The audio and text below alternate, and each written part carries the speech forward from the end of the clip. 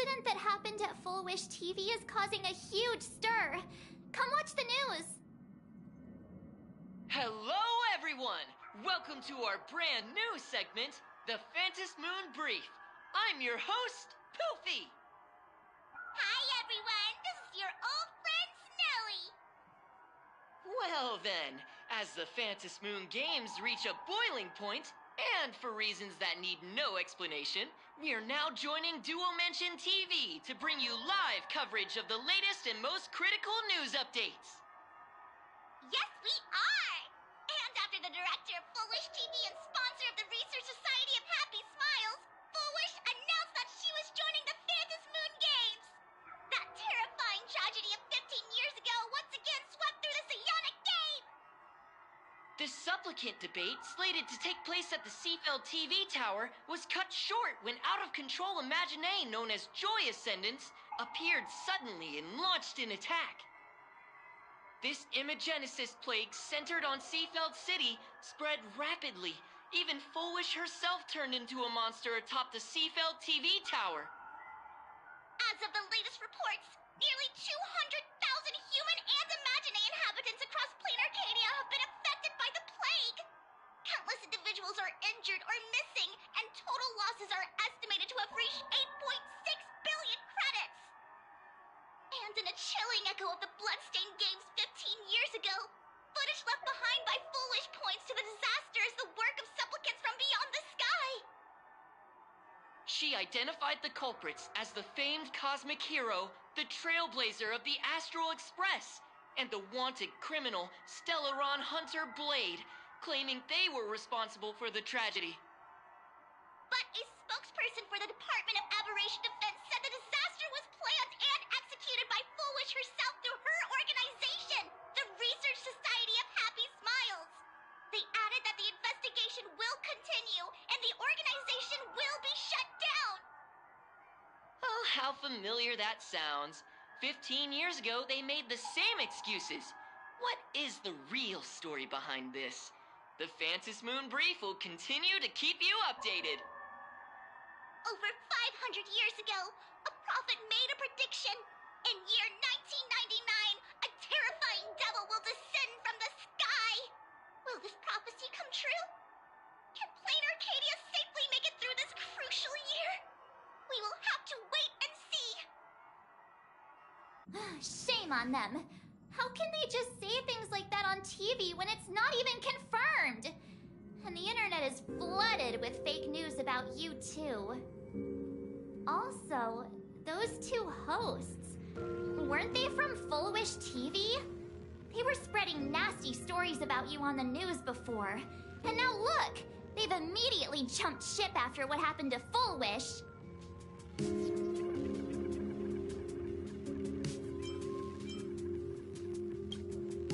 Since when did you get so understanding? I'm happy you made it back safely. But somehow, you just don't seem quite the same. Oh no. You're trying to grow up and leave me behind. Don't tell me you're becoming the next Don Hung. No. Is this what it takes to become a hero?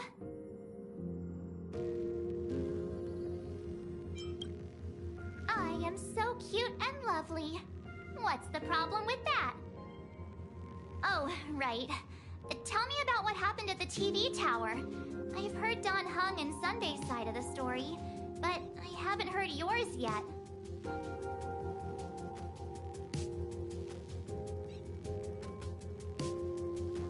So, Full Wish had people undergo the happiness surgery to implant Shuhu's flesh into their bodies, and that ended up causing this disaster? And you guys stopped the mutation from spreading, but all you managed to do was to temporarily seal Shuhu's flesh inside Blade?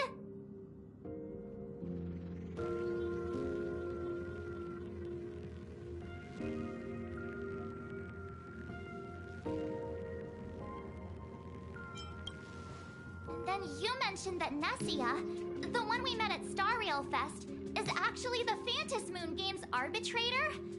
No wonder she could draw a mask for you. And she also asked you to go deep into the world in Canvas to warn... who was it again?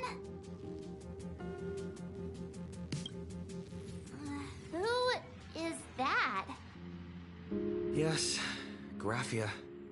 Himiko's ancestor. She's an artist from 1,000 years ago. Himiko's ancestor? She's still alive? Wait, that's not even the most important part. Nessia asked you to warn Graphia that the Lord Ravager, Asat Pramod, is back? Why does the Express have such bad luck? By this point, whenever we go on vacation, I'm always ready to deal with random problems. But running into another Lord Ravager while on vacation? This is way over the line. A Lord Ravager, Evanessia's request, Shuhu's flesh and Blade's body, and the unfinished Phantas Moon games. Suddenly, there are so many things to deal with. Feels like we're juggling a bunch of eggs all at once.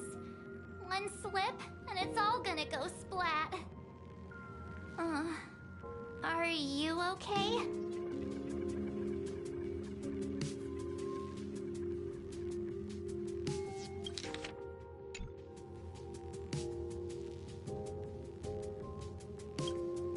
I wish I were as calm as you. I'm gonna go take a minute and collect myself. So many things to deal with right now.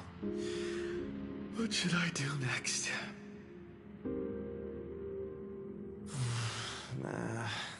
I've had a long day. I should just get some rest.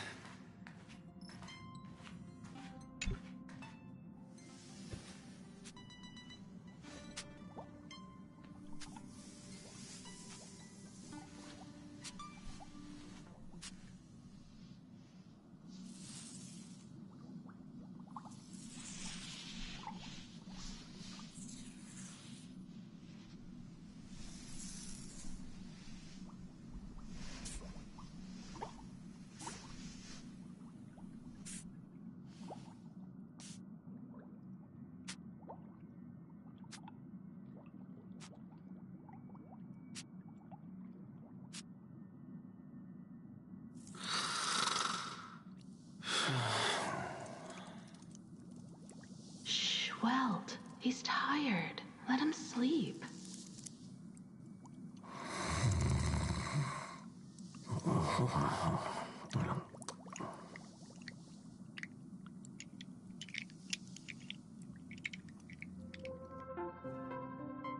You're obviously tired. I never thought this vacation would become the prelude to yet another major war.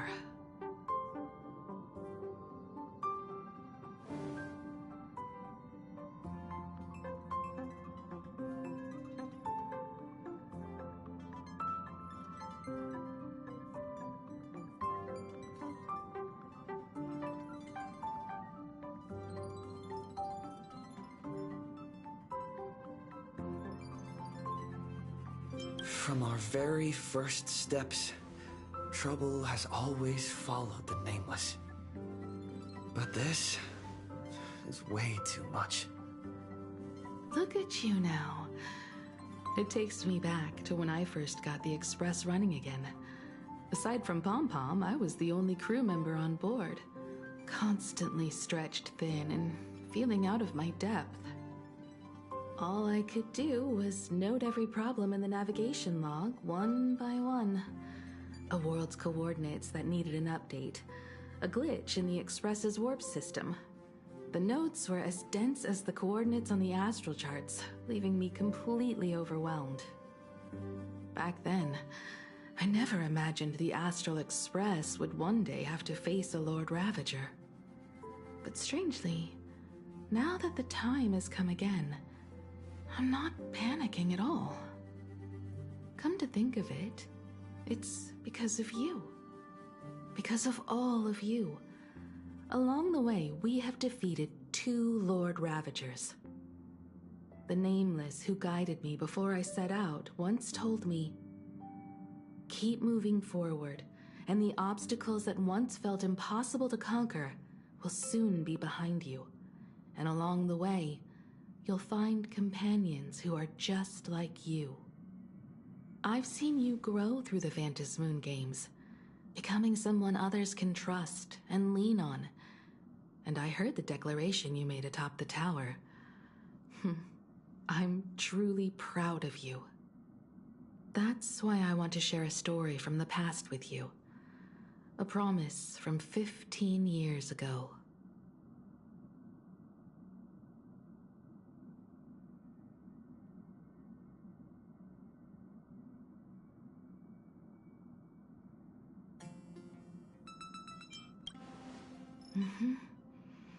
I promised someone that when the moon over my hometown was full again, I would go back to see her, to let her know I had made the most of this borrowed life, and found companions I could trust with all my heart. I want to share this story with you all. The story of how my journey began. It's a long story, filled with many memories of my past. I'd also like to invite you all to the place where I repaired the Express and tell you everything bit by bit. All right, it's a deal. When I return from the world in canvas, you can make us... let Shush make us some coffee, huh? Then we'll settle in and listen to your story. Speaking of the world in canvas, March told me about what Evanescia said to you. Evanessia's request was not made lightly, and she was worried for a reason. Silverwolf saw that Lord Ravager in action too. According to the records from the databank and the IPC's investigation, Asat Pramad's campaigns often span centuries, and the planets he targets all end up destroyed in freak accidents, leaving their surfaces covered in only smiling faces.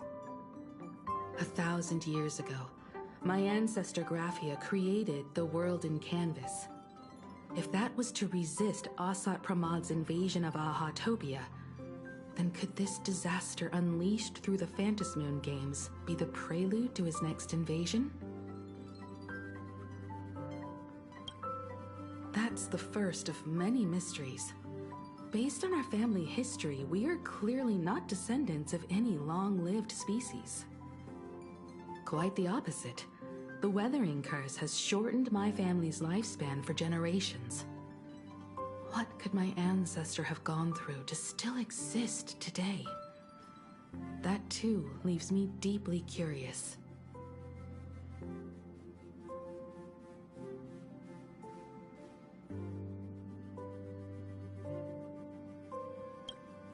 There are far too many legends about her. It's hard to tell what's true and what's not. Only 2 things are beyond doubt. First, during the Cinderth Age, she created countless Imaginae and sent them into battle against the demon legions from beyond.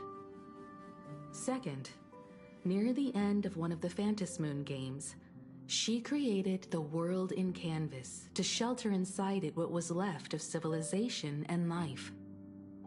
Which means she is not only familiar with Asat Pramad, but has also witnessed the manifestation of the Eon of Elation. Nobody knows just how big the plane Graphia created actually is. Over 140 years ago, the IPC tried to salvage the world in canvas, but they were only able to reconstruct part of it in the real world. That portion became what we know as Plain Arcadia. Legend has it that Graphia used a vast ocean as her canvas and channeled the power of elation to step into the painting, which means she has not only seen Asat Pramad, but has also seen the Eon of Elation descend in all their glory. Good question.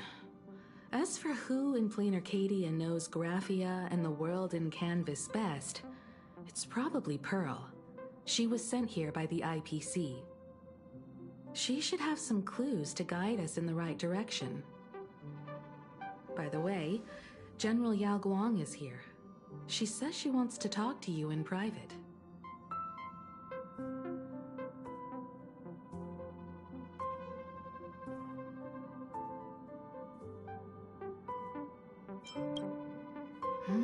I'm not sure if she comes with good news or bad news. She brought a little gift from the Cienjo, though. Mung bean soda. Go talk to General Yao Guang, then. Don't keep her waiting. After that, come to the party car and fill us in on your next move.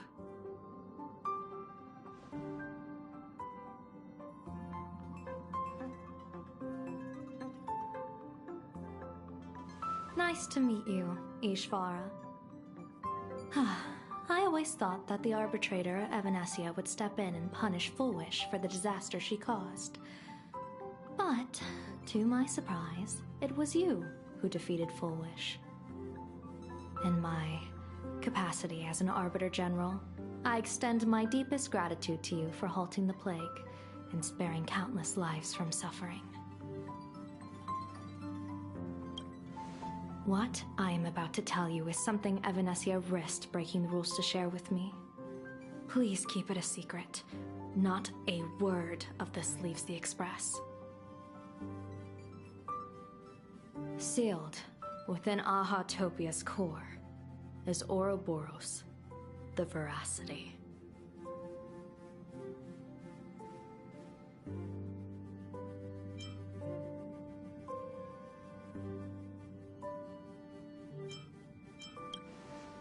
Wait, you've never heard of the Veracity before?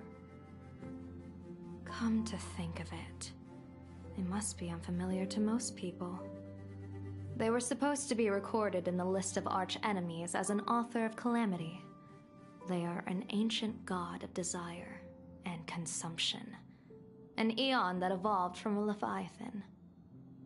But they disappeared so long ago that the Cienjo Alliance never witnessed any of their deeds, and they were never recognized as an author of calamity. Well, they need no such title anyway. Beast of Calamity, Star Devourer, Void Maw. Just hearing these names, one can imagine what kind of monstrosity they were. A vast, writhing form whose slightest movement could crush entire planets, before swallowing what remained into an insatiable abyss. Rumor has it, they were last seen during the era of the Swarm disaster. They were hardly there to aid the Swarm, but rather to attend a cosmic-level feast, in which the Swarm served merely as appetizers, and the planets they passed were devoured as the main course. No one expected them to be here of all places, sealed away on this very planet, after vanishing for years.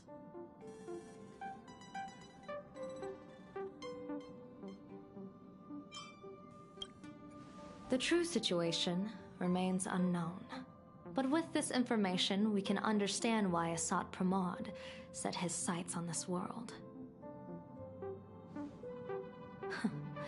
Aren't you a little afraid, facing a huge disaster like this? That's impressive, Ishvara. No wonder you survived the calamity of Iron Tomb. Fortune follows when fate hits its lowest ebb. Every crisis comes with an opportunity.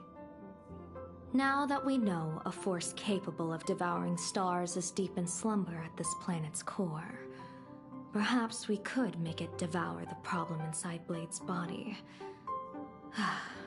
It might just be a risky path worth taking.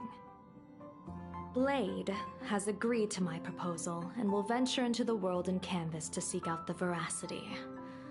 From what I've heard, you are going there as well. I cast a divination, and the hexagram shifted between the marsh and fire trigrams, yielding the judgment. Heaven and earth are separate and apart, but the work which they do is the same. In other words, though your paths may differ, they are destined to intersect. A funeral, or an adventure. Will it be a battle with only a 1 in 10 chance of survival to tear away Shuhu's flesh from his body and eliminate the Xianzhou's arch-enemy? Or will it be a journey in which he settles all grudges and never looks back? It all depends on how he perceives it. Blade agreed to my proposal, even though that little Stellaron hunter girl wouldn't stop objecting.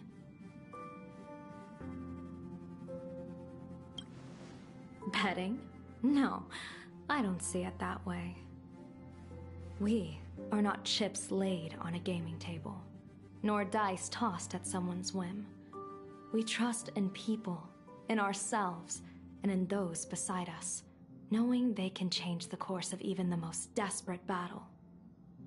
That belief is what gave you the strength to overcome Fullwish. It is also the only reason I stay for this world. My purpose has never changed. I am going to draw the elation into my divination, and overturn a fate marked for great woe. I have a plan for how to handle Asat Pramod if he strikes unexpectedly, but I still need more hands to make it work.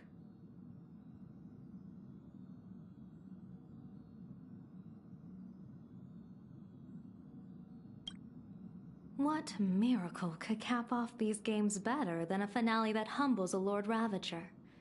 It will be a tribute to the elation. The shadow of the Lord Ravager looms, and from here on, everyone must carry their part of the burden. I will take my leave first. Before I set out, I still want to say a few words to everyone.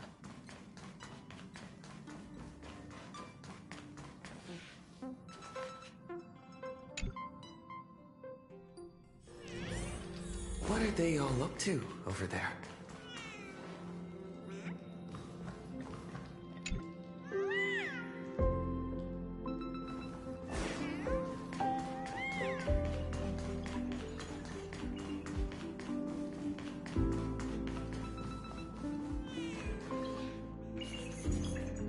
Oh, there you are.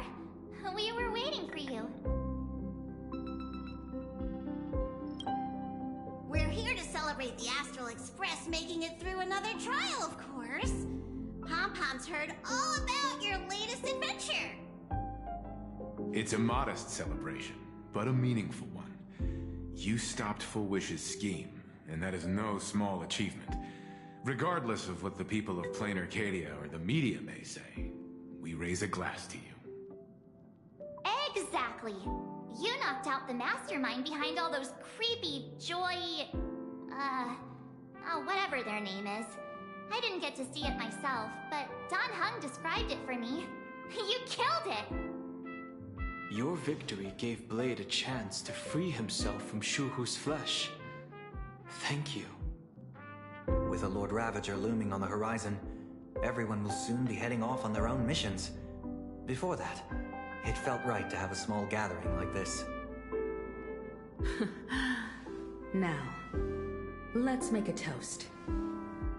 Here's to everyone who fights to protect this Arcadia. And here's to all of us. The Lord Ravager can throw whatever he wants at us, but I know the Astral Express will keep streaking across the stars. Thank you. All of you. Having you by my side is what gives me the courage to face the future. I'll carry this strength with me through the rest of this journey. Cheers!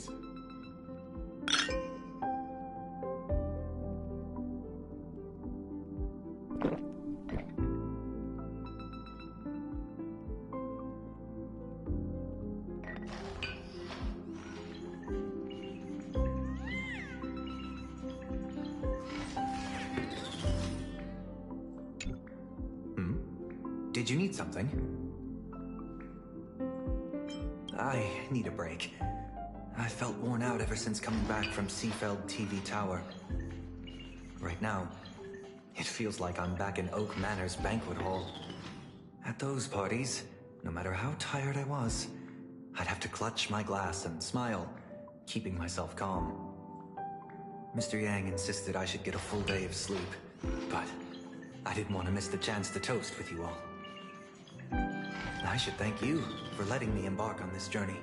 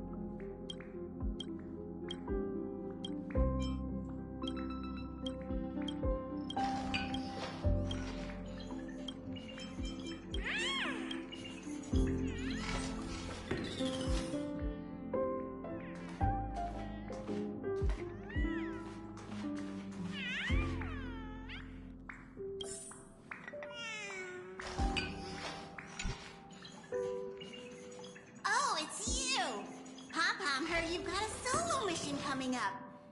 Be safe, will you? Sadly, Pom-Pom can't remember most of what happened right after the Express crashed onto this world. Pom-Pom's memory of those years is like a fogged-up Express window. No matter how hard Pom-Pom tries, Pom-Pom just can't wipe it clean. But it's okay. After passenger Himiko repaired the Express, Pom-Pom got to share a one-of-a-kind journey with all of you. How did passenger Himiko appear? That's odd. Pom-Pom can't remember a thing. All Pom-Pom recalls is having a long and fuzzy sleep, and being woken by a knock at the door. And just like that, passenger Himiko was on board. The day passenger Himiko knocked, it felt like Pom-Pom was waking up from a dream. The Express's heart started beating again and the lights flickered on one after another. Graphia? Pom-Pom hasn't. But Pom-Pom always dreams of strangers when Pom-Pom's asleep. They seem to be bustling around the Express, and there are soft clinking and clanking sounds, just like the sound of stars twinkling. But every time Pom-Pom wakes up, their faces slip away. Pom-Pom is only left with a warm and comforting feeling, knowing someone had taken good care of Pom-Pom.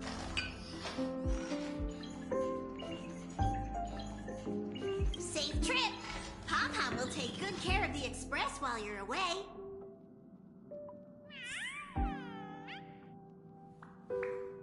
I heard from Sunday about how the televised debate went. We won this battle because of you.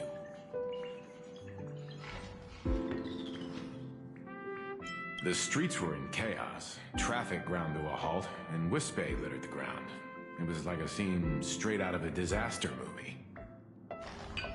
When the televised debate began, a crowd outside the station gathered to protest the Astral Express and nearly broke through the barricades.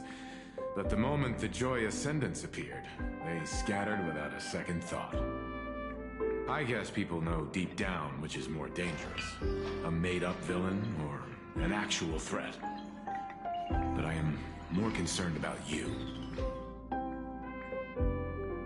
I've seen the footage of your fight with Full Wish. When you returned to the top of the tower, an enormous surge of power seemed to erupt from you. It reminded me a lot of when I saved you at Herta Space Station. Did you tap into the power of the Stellaron? The Stellaron can be awakened by a wish, but its immense power always has a way of warping reality. As the wave of wish power surged toward you, it brought hope and blessings, but also dark intentions and malice. What might it do to the Stellaron? We have no idea. Be careful with this power you have, no matter how tempting it may seem.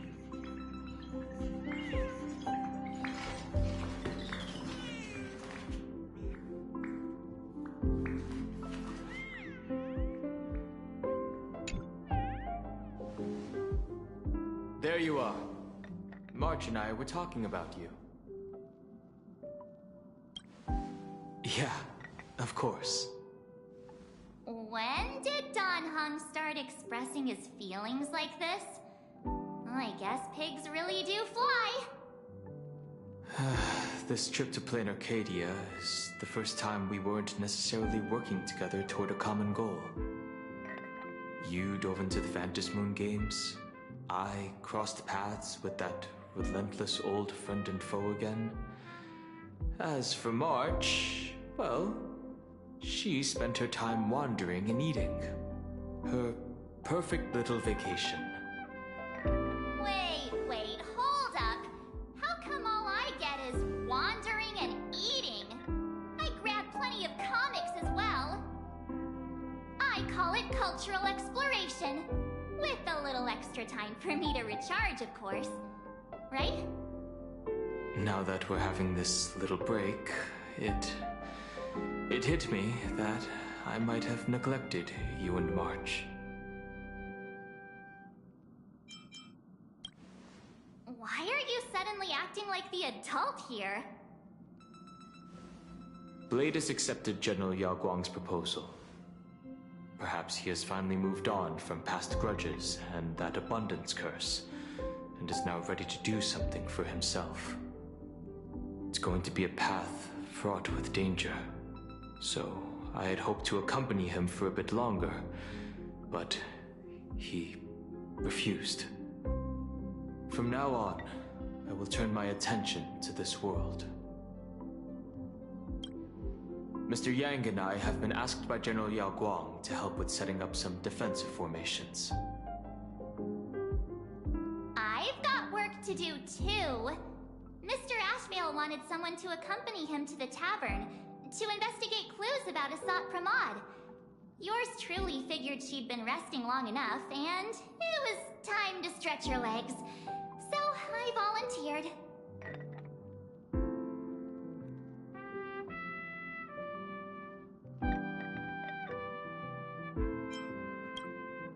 No problem. When you come back, you have to share everything you saw in the world in Canvas.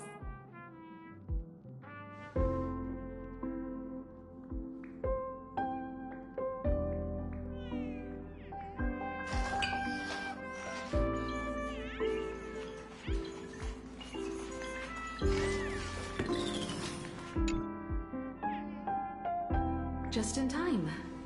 I've talked to Madame Pearl.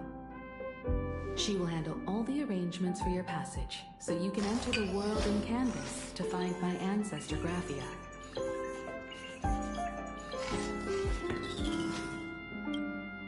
This is an important matter. Furthermore, your journey gives her the chance to uncover something she's been yearning to understand for years. The secret to Graphia's art of imagenesis. Once you've fully rested, you may make your way to the dock in Seafeld City. Madame Pearl has a special ship waiting for you there. It will take you to the border between this world and the world in Canvas, a place known as Inkford Hermitage. That's your final stop before entering the world in Canvas, a place to gather your supplies and rest up before you set out on the journey ahead. I know you'll have to go alone this time, but I don't think it'll be dangerous. After all, That realm was created by Graphia, my ancestor. The thought of it makes me feel calm, in a strange but comforting way. If you get to meet her, please give her my regards. Please tell her that one of her descendants became a nameless on the Express. Go ahead. Set out once you've rested up. I'll be here with Welt and the others, awaiting good news from you.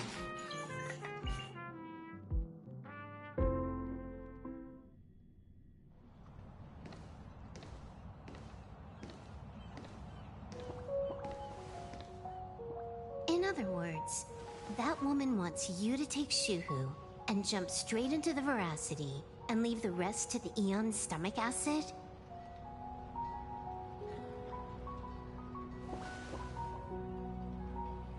And this is between me and him, right?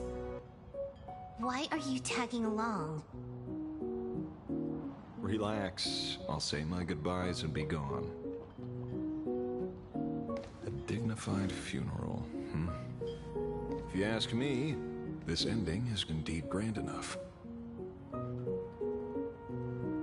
I don't care about any of that. There's only one thing I care about. Does he have to die? Here's a piece of advice, little cub.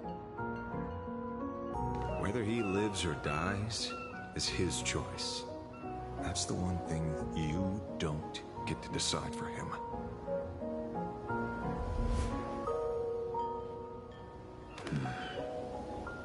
It has landed. What? Nothing. Just a seabird landing on the rocks. A blade forged of mortal steel cannot sever an undying fate. If Shuhu is to be put down, the options are few. And that Leviathan is one of them. In time, people will say this. The culprit of the Juming gave his life for the greater good and plunged into the abyss alongside the abomination.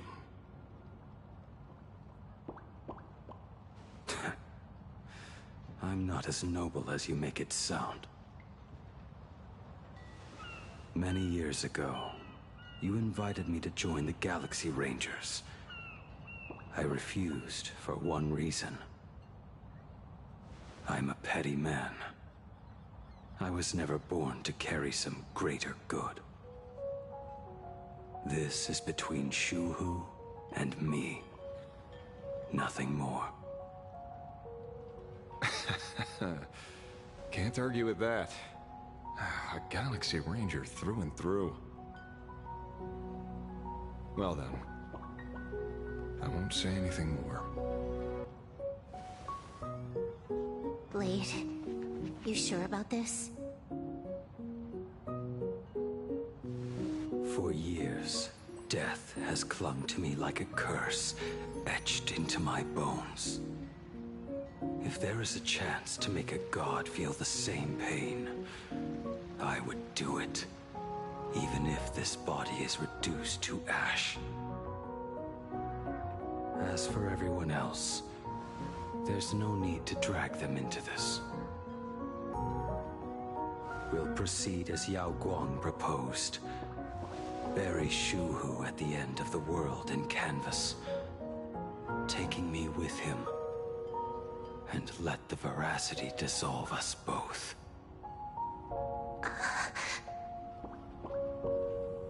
Take care.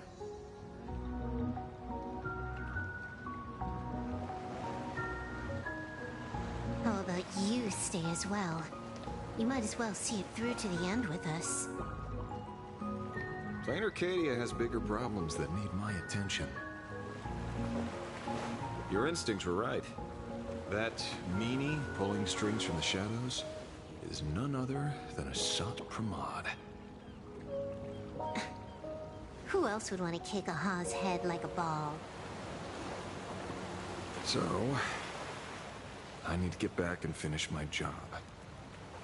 Investigating a Lord Ravager sounds like a job you don't come back from.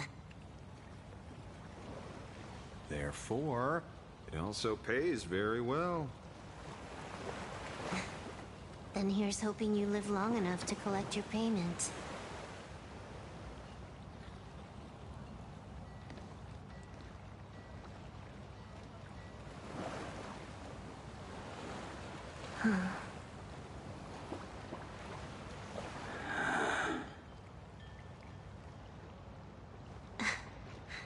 Every time, when it's just the two of us, you go quiet.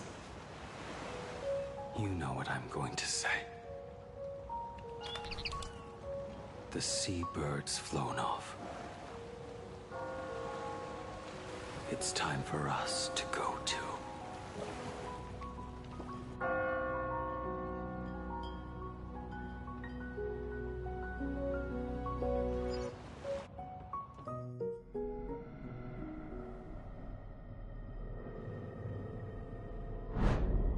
Terror slumbering at the heart of Plain Arcadia is... Ouroboros. After the swarm disaster, the Veracity vanished, never to appear again for more than 700 Amber eras. Their last rumored sighting was 500 years ago. History fictionologists claim that Ouroboros lies in wait at the edge of the cosmos, guarded by their children, awaiting the day of their return. I've heard that story before, but it wasn't about the edge of the cosmos. It was Pier Point. They say that the preservation is nothing more than a facade, and the IPC is, in truth, a cult devoted to the Veracity. Organic life has quite the imagination. They've said other things, too. That Louis Fleming seeks to ascend as the Eon of Wealth. That the Council of Mundanites are mere hounds of Dr. Primitive. That the Marketing Development Department colludes with the destruction, turning a blind eye to the spread of Stellarons. Such rumors are endless. I believe the General should be able to tell which are true and which are not. I've never heard the last one, so let's assume it's the only one that's true.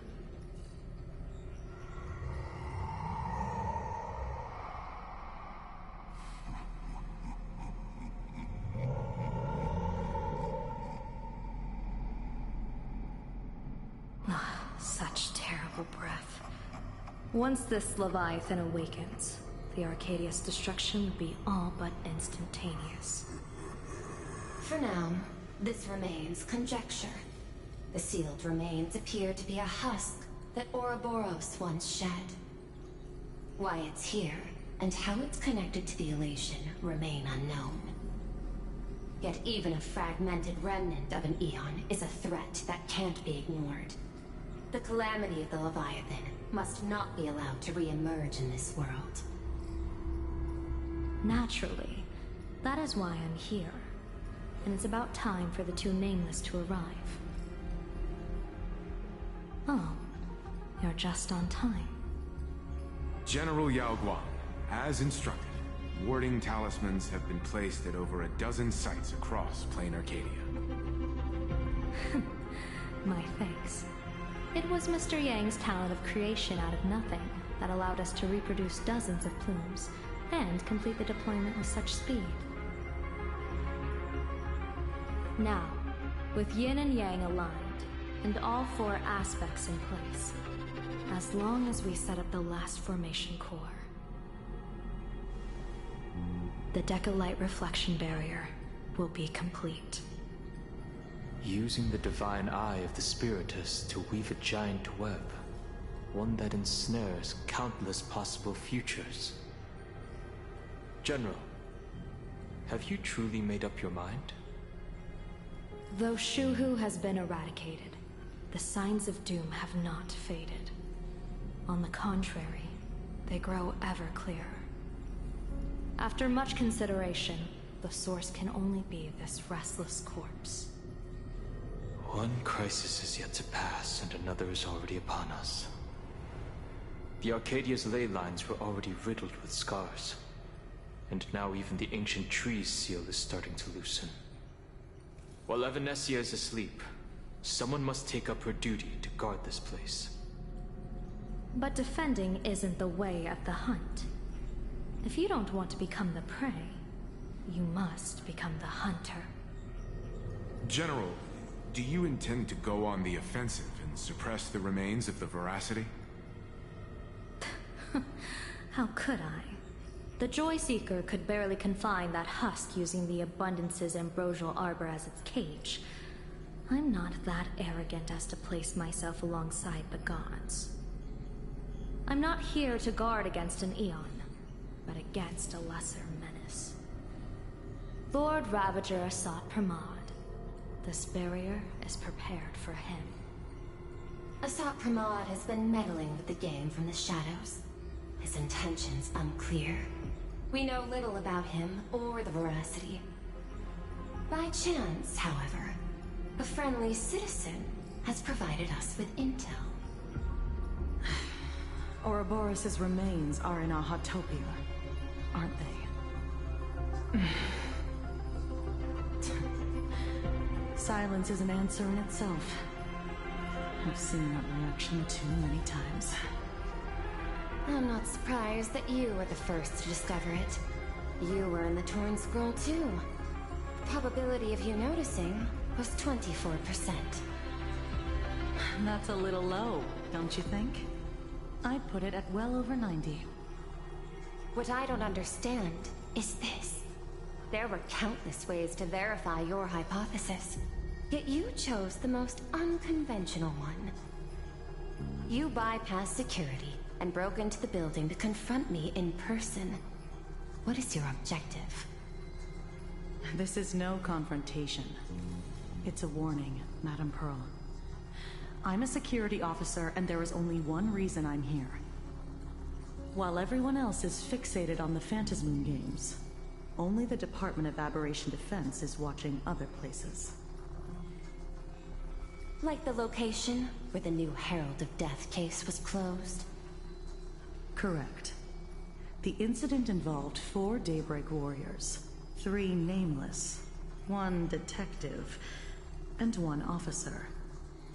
But just moments ago, a 10th set of footprints appeared at the scene. After the investigation, we learned that the traces were left deliberately. A blatant provocation. The Lord Ravager bent on destroying the Elation came uninvited. Make no mistake. Plan Arcadia is a stage he chose with care, and drawing the Abundance into the fray was hardly a win. Our top priority is to dispose of Shuhu's flesh properly to prevent it from falling into the wrong hands and causing another calamity. That said, we cannot afford to ignore Asat Pramod's next move. This giant web is prepared for that very purpose. Once the entire planet is folded into the divination's trajectory, under the gaze of the Omnitia, all possibilities will be laid bare.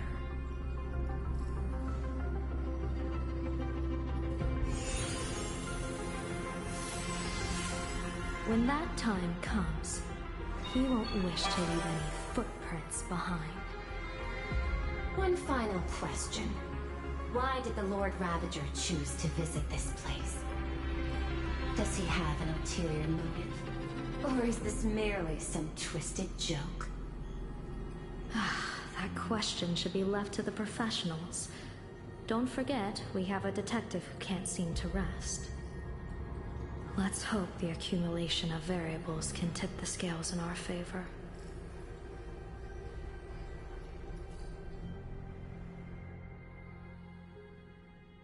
And so, the people set out, and the gondola, bound for distant lands, set sail. At the end of the world, the Elation once again declared war upon the Veracity. Take, frail little humans! Ouroboros split their mouth wide open! Whoever can fill my whole mouth with but a single thing shall receive a reward. my tongue. The fool known as the Shepherd captured a comet, but it wasn't even enough to fill the gap between the Veracity's teeth. The bartender Baraji opened the wine cellar, but they only grew drowsy, drifting off to sleep. And en route, he crept up to the Veracity's ear and told them a corny joke. The Veracity pondered it for 10 amber eras, then burst into laughter at their own amusement.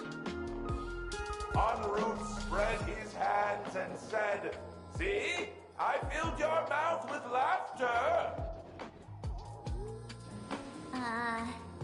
Then what happened?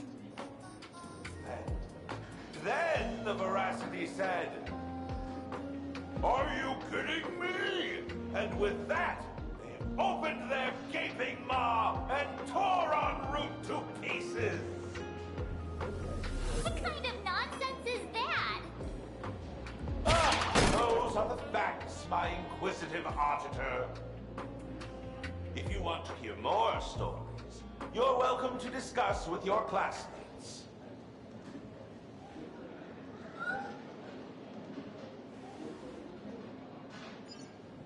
We came here to investigate the Veracity and Asat Pramod, but all we got were stories that only a 3-year-old would believe. Rumors don't just appear out of thin air. It's just a matter of how much truth you think they hold. At least 90% of that was made up. Sometimes that last 10% is all you need.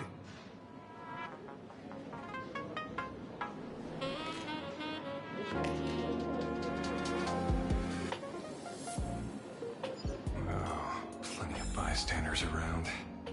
Let's hear what they have to say.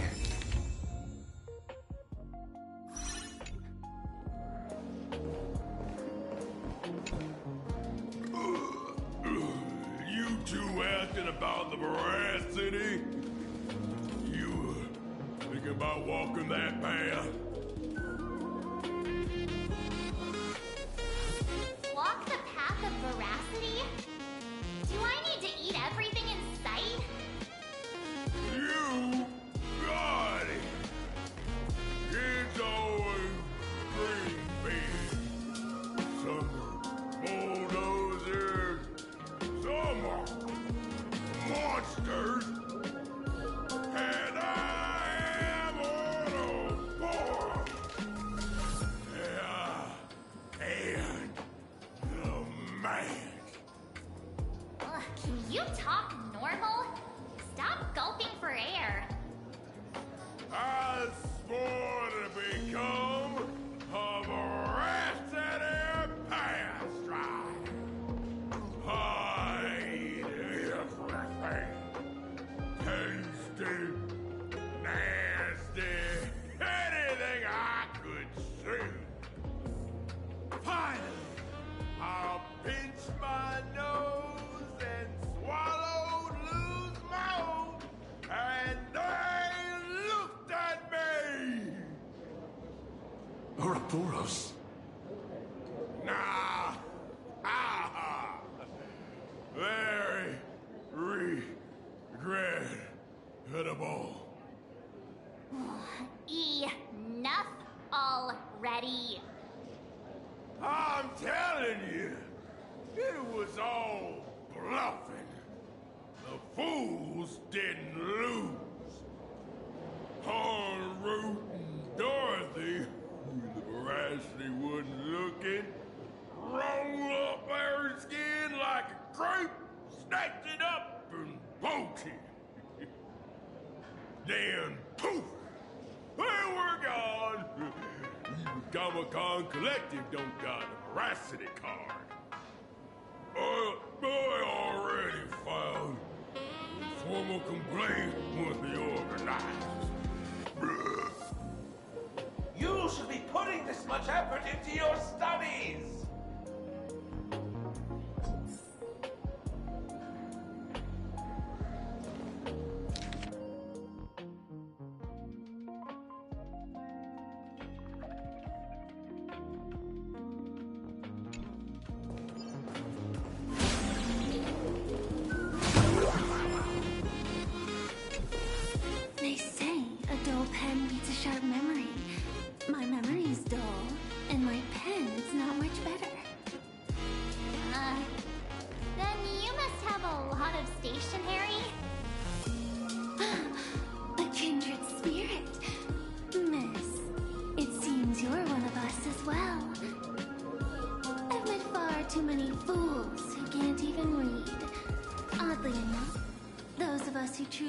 learning are the rare ones.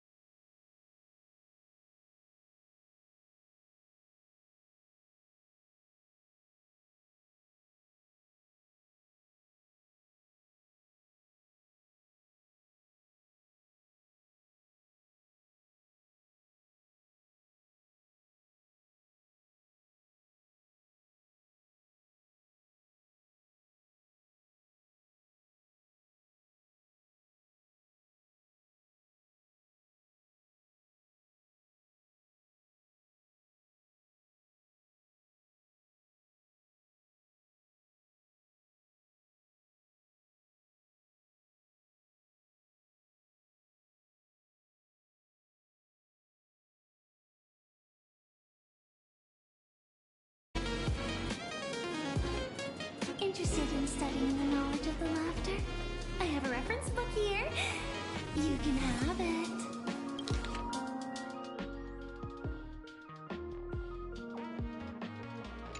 This feels completely made up. But, thanks anyway. Oh, please. Thank the seniors. To compile this book, they offended every Eon they possibly could, and narrowly escaped death at the hands of each and every one of them. As for me, I'm just the one who keeps the books circulating. Hey, friends! How was your first day of school? Where were you just now? You opened the door for us and just disappeared. Don't tell me you're up to something again. Still doubting me? You're breaking Sparkskull's heart here. That whole foolish thing. I took on every emoji in the tavern by myself, fought them all the way to the end of the world, and even wore my mask down to nothing!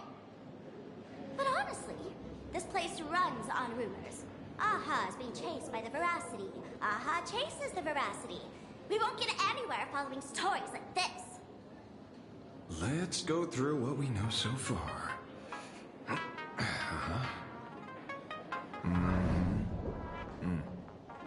Ooh.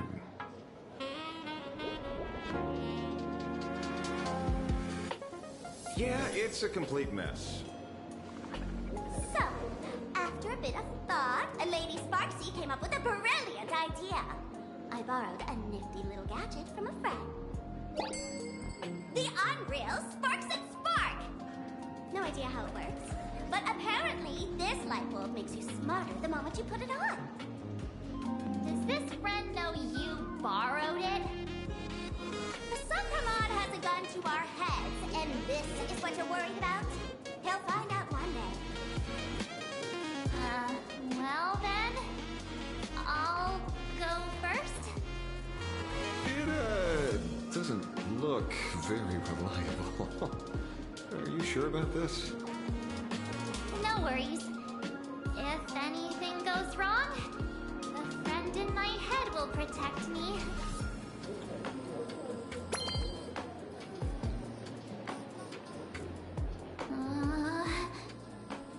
Doesn't seem to have any effect. No, it's working perfectly. I get it now. All of it. No need to dance around. Our enemy is a Lord Ravager.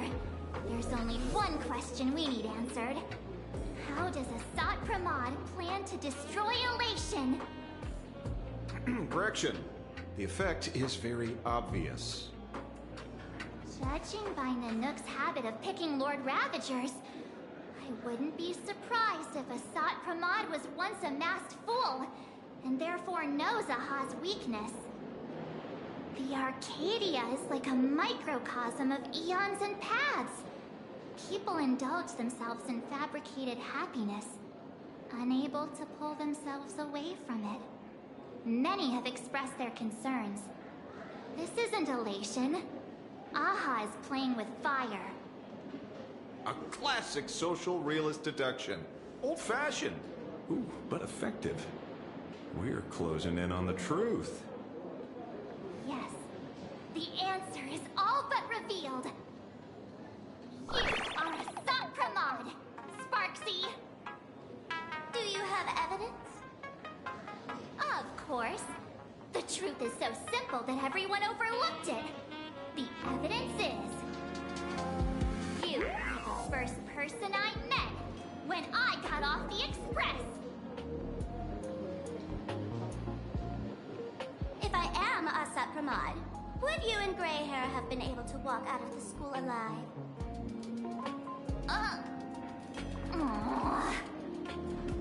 Yeah, fair point. Just take that thing off already. That's weird. I thought I was on the right track. Let me give you a lesson. Deduction isn't about pupil skills. It's about smart tricks and flawless logic.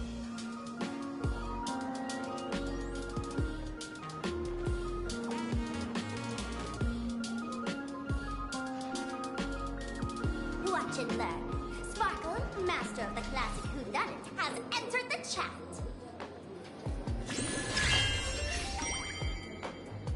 You changed your clothes just for this?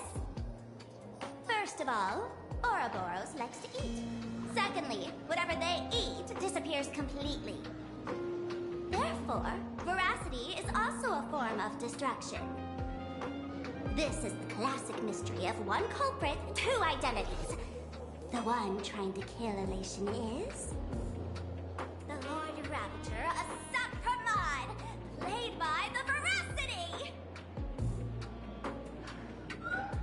What am I even saying? Oh, classic whodunit. This is more like a classic Who's the Dummy. Ah, I get it now. All this thing does is make wild guesses sound reasonable. So far, that's the most accurate piece of information we've gotten. No need to be so serious, Detective. Why don't you show us what you've got? By the way, what type of detective are you?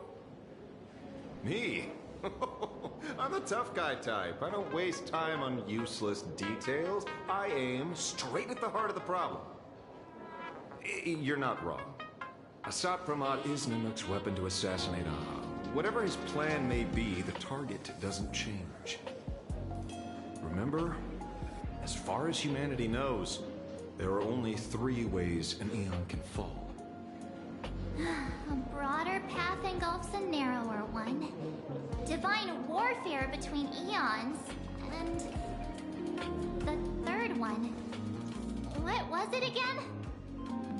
Forcing an Aeon to turn away from their own path. Whichever it is, none of it sounds remotely connected to Plain Arcadia.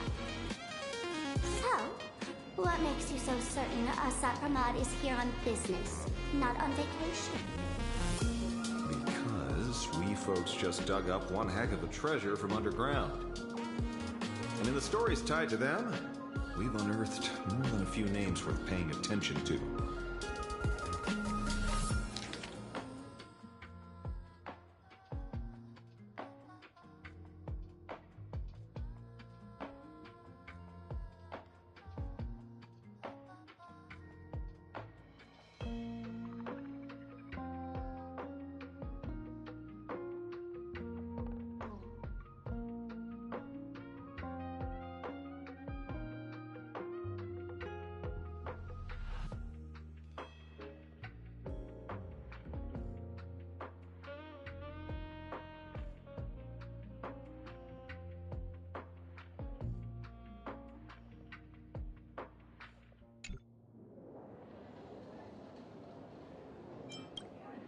Barachi? Forget it! He's good behind the bar, but slippery as an eel. Ask him to work for Nanook, and he'd run away. The former bartender of the tavern, everyone knows him. Couldn't be him.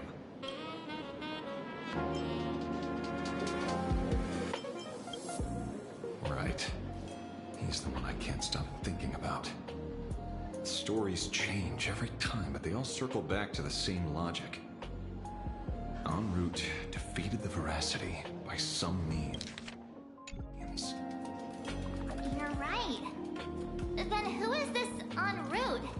Do you know him? En route?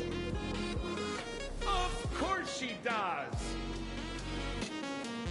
Everyone in the tavern knows that name. Long ago, its owner grew tired of jokes, cast aside his mask, and walked away. Some say he became a morning actor. Others say he jumped into IX's black hole. But none of that matters. What truly matters is that you have my unreal Sparks and Spark. I knew it. Give it back, give it back! That's a big order my client wants immediately. What do you mean, give it back?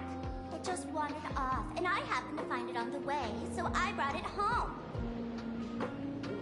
You want it? Here, take it now.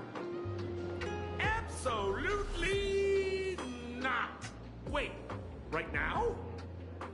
sound like you at all. No. If it's a no, it's a no. Guess I'll keep it. Bye-bye.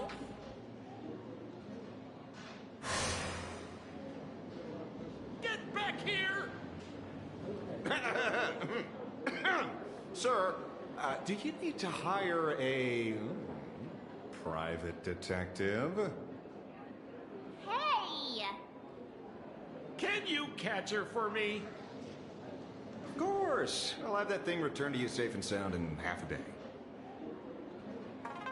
But, in exchange, I'd like you to elaborate a bit more on what you were saying. Oh, so that's why you're here. Now, old Sempo's intel isn't cheap. Waiving the fee won't quite cut it, will it? Name your price. Put it on Pearl's tab. Just kidding. Money talks boring. Besides, the Astral Express and I go way back. Oh, and I wouldn't scam you two. The en route you're looking for lives up to the name. There's nowhere he can't reach. Only places he hasn't been yet. He's the gold standard of the masked fools. He only shows up where he's least welcome. A morning actor's stage, a friend's wedding, even inside the Veracity's mouth. All for the sake of a good laugh. Oh. That lines up. Sounds like the origin of the legend. So, he's a friend of yours? Not a chance! Back when old Sempo was still a kid, en route was already a name in the history books. He left the tavern during the Second Prosperity. After hearing 30 trillion jokes, he never laughed again. Before he left, en route said one thing that, at the time, no one cared about. Elation has been dead for a long time. Where did he go after he left the tavern? The tavern has 10,000 mouths, all telling different stories. All I know is this. He said he was headed for the true world's end, and then he vanished without a trace. How do you know all this? Oh, I've been around long enough to have my own channels. Just trust old Sempo. And about catching Sparksy? Leave it to me. I keep my word.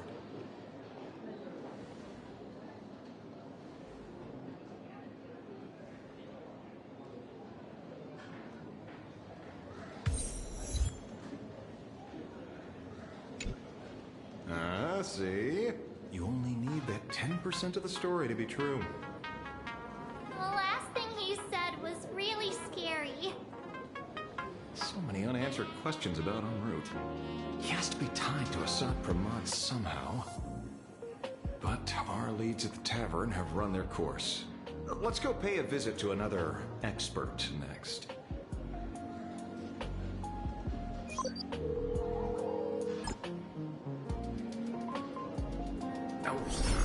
Speak of the devil.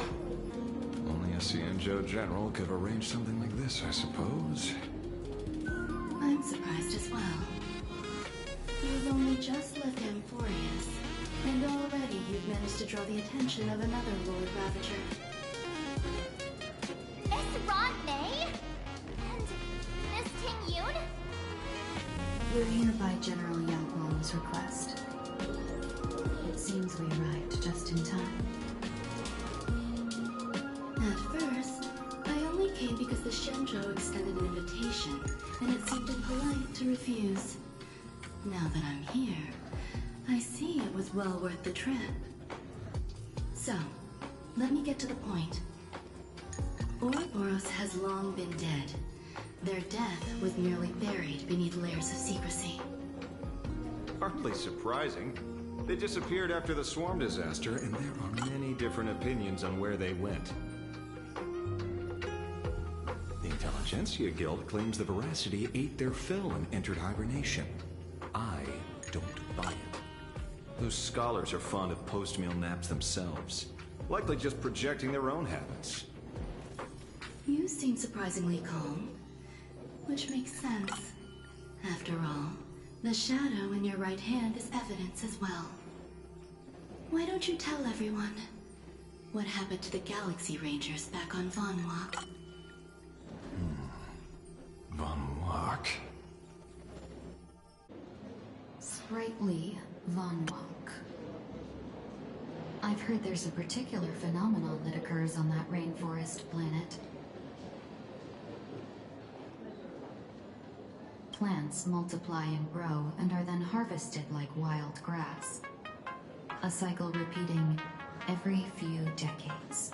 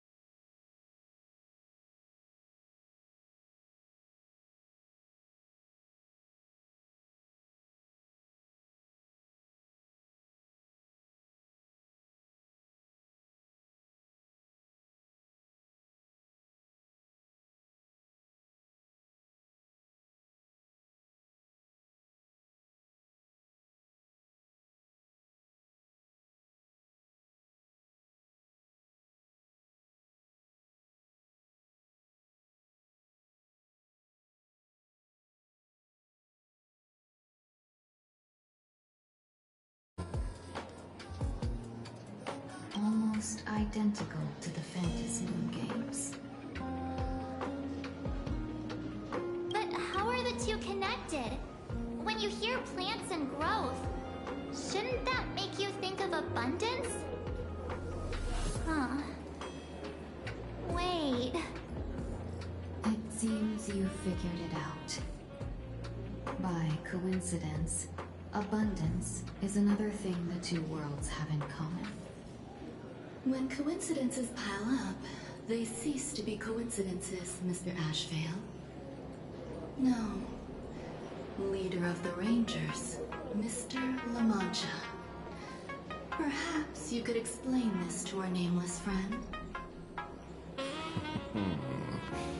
Back on Von Walk, I'd already long since stopped being a ranger. Your conjecture is basically correct, Miss Ron May. You're not the only genius to take life as a subject of study. By the time I arrived, the atavistic experiment was already approaching its final phase. Dr. Primitive had set his sights on an ancient leviathan. Beneath Von Walk's surface, there also lay the remains of the Veracity. You stopped him. The Rangers stopped him. Back then, Mr. M was still human. Now, deep beneath Ahatopia, another corpse of the Leviathan lies buried. If I'm not mistaken, there are countless other worlds carrying out the same ritual. Aha sealed Ouroboros' body among the stars, suppressed it with abundance, siphoned the power of the Path of Veracity, and called it a game. This is what people call the Phantasmoon games. Uh-huh. Why would they do such a thing? You may remember, the Express once delivered a Leviathan's carcass to me. That wasn't the only one in my collection. By arranging remains from different eras in sequence, I discovered something rather intriguing. At a certain moment over 1,000 Amber eras ago, just as Akifili began traveling in pursuit of their ideal, all creations of the Veracity lost the same organ. Their taste buds. What does that imply? The purpose of consumption changed. Be they spawns, depth crawlers, or void song whales, Their genetic markers encoding gustatory organs vanished entirely. Creatures walking the path of veracity became nothing more than biological black holes, consuming without discrimination. This was not natural evolution. Through the simulated universe, I identified the point of divergence in history. A concept had disappeared from the path of veracity. Consider this. What do taste buds provide? Yummy flavors? Precisely. Savoring something's aftertaste is an act of elation. So Aha stole the original Prima Mobile of the Veracity? The simulated universe proves nothing on its own, but the primal desires of life have always been entangled. Think of it as my intuition. The conflict between the eons of elation and veracity stretches all the way back to primordial times. How many people know about this? There used to be 2. I only told Yu Qing 2. Now, there are 5. After this, I can't be sure. Exploit the old conflict between Aha and Ouroboros to ignite a divine war, or allow intersecting paths to devour one another. Of the 3 known ways to kill an Eon, the Arcadia fulfills at least 2. Now who still thinks Asat Pramod is here on vacation? But you still haven't explained where it came from. You mean the shadow? It has nothing to do with Funwalk. Oh? Call it a twist of fate. This isn't my first encounter with the Astral Express, nor my first time dealing with a Lord Ravager. When my home was destroyed by Zulo, I had a brief encounter with a former navigator. A navigator of the Express? Yes.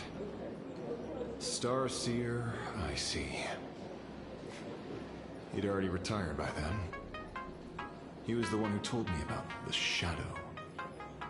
According to IC, it was one of many remnants left behind when the Express first carved paths along the edges of the cosmos. I led the Rangers to suppress the Shadow, and devised the plan to assassinate Zulo. But I never learned why it was there in the first place. Don't you find it strange, Mr. Ashvale? Strange? When coincidences pile up, they cease to be coincidences. Like an experiment with results that are too perfect, it's enough to send a chill down your spine. If you don't mind, let's walk through the whole thing once more. Earlier, what did you 2 uncover in the tavern? Someone suspected to be Asat Pramod knew about the Veracity's secret. Before disappearing, he said he was headed for the end of the world.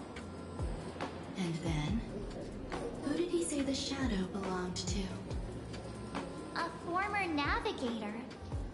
The Shadow was a remnant left behind when he charted the cosmos.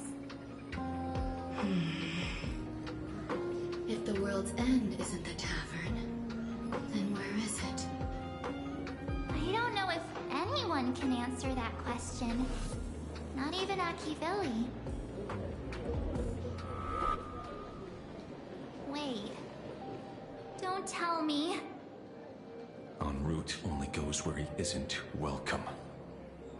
After leaving the tavern, he went to the Astral Express.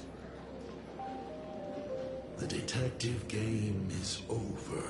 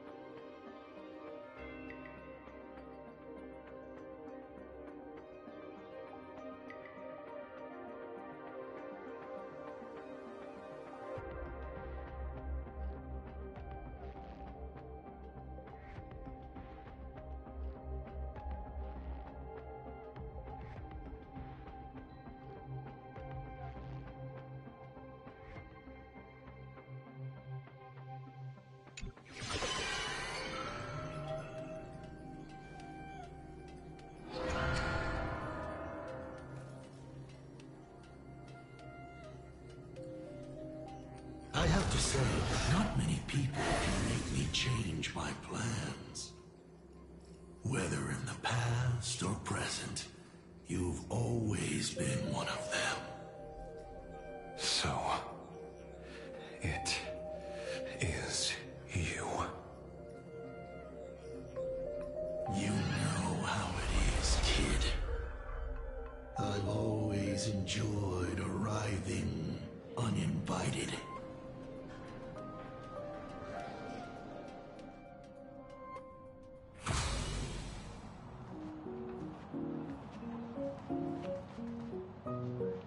Pearl said she would arrange a ferry to pick us up at the Seafeld City dock.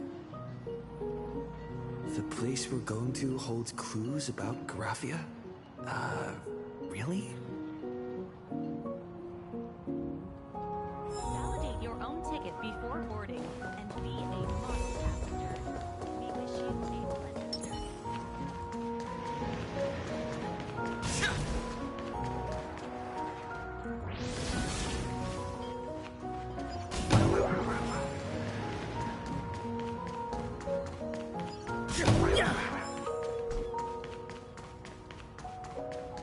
Let's rock! It is an honor to, well, shall I say, be of service to you again. To be honest, when Madame Pearl invited you to visit the Perlux Tower, I was supposed to be your guide. I ended up being replaced by a total fraud. My name is Feld. By order of Madame Pearl, I will be escorting you to your destination.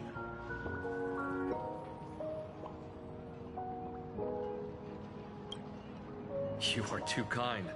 I followed the battle in Seafeld City very closely. Serving a hero such as yourself is a true privilege. I assume Madame Pearl has already briefed you on our destination?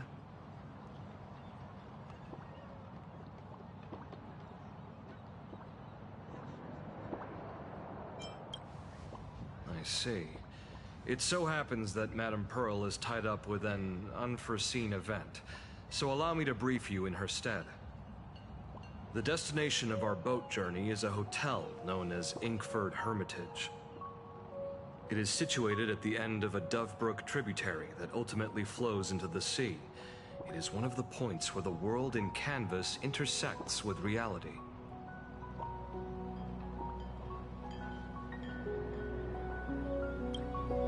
Well, Graphia's former residence was located there.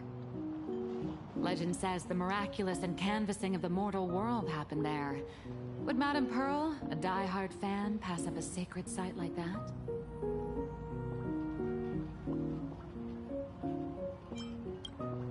Word is that Madame Pearl just flicked her wrist, signed a check with an astronomical figure, and bought the whole plot of land. She also snatched up every single piece of Graphia's lost works she could find without bothering to verify their authenticity. Whew, I guess money really does let you do whatever you want. That's not even the half of it. I don't know where her obsession comes from, but she's dead set on the idea that Graphia is still alive. If she gets even a whiff of anything remotely related to Graphia, she's got her people on it at the snap of a finger.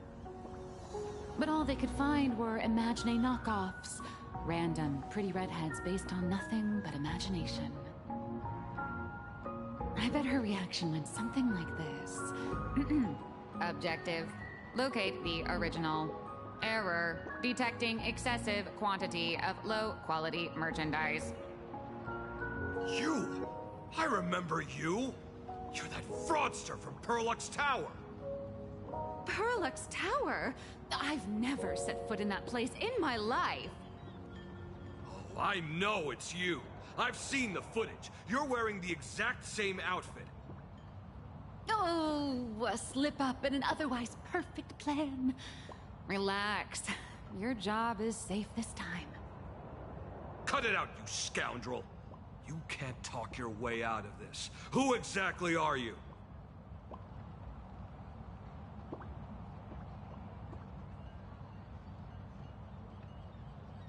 This is the author of Fluffy Across the Blue, Blurry QR Cult. Huh. Is that so? My apologies. How rude of me. Miss Colt, it's an honor to finally see the face behind the work. Please pardon my yelling. I didn't know. No worries, no worries.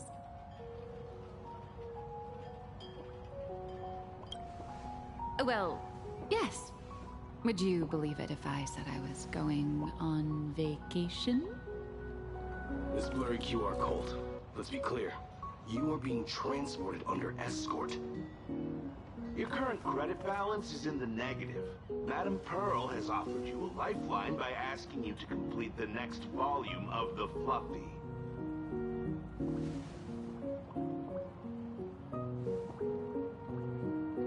Whoa, this is not my fault. Remember Alloy King Pom Pom from Pearlix Tower? I tried to put everything on Pearl's tab, but she found out and charged it back to me. Who knew a figurine could be so expensive? It cost me more than my entire savings.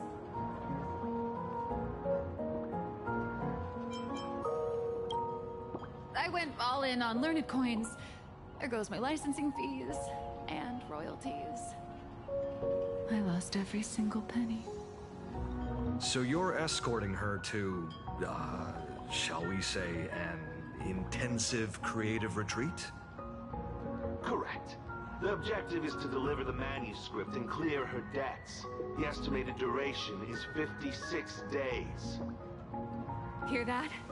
It's not a hotel. It's hell. Where you get whipped for not finishing your scripts on time.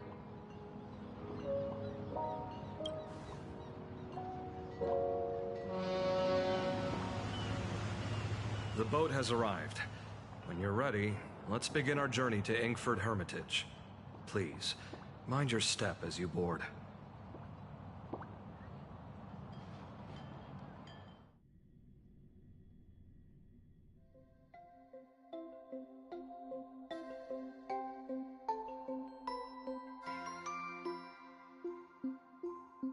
We have arrived. This is the snowy shore of the canvas world, Inkford Hermitage.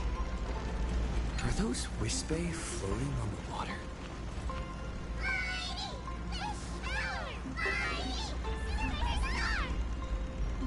Oh dear, there are so many Wispe. They are blocking the boat's route. But no need to panic. Please follow my lead.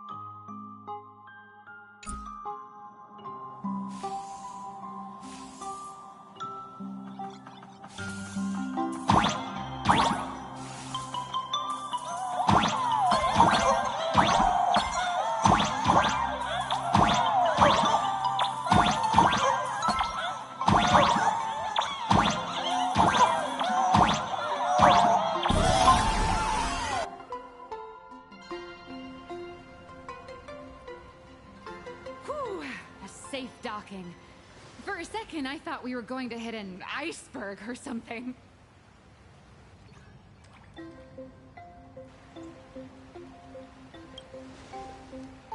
They probably sensed your wish power.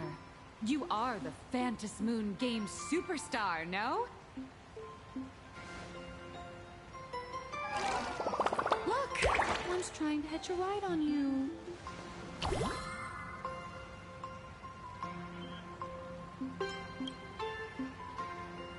Must have been when we came ashore. Oh, what a devoted fan.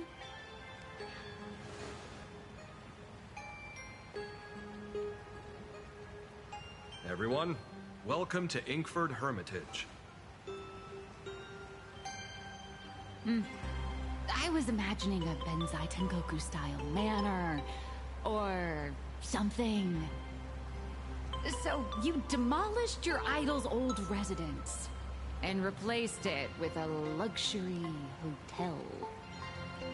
Of course not. Benzai Tengoku vanished more than 1,000 years ago. The original structure is long lost to time.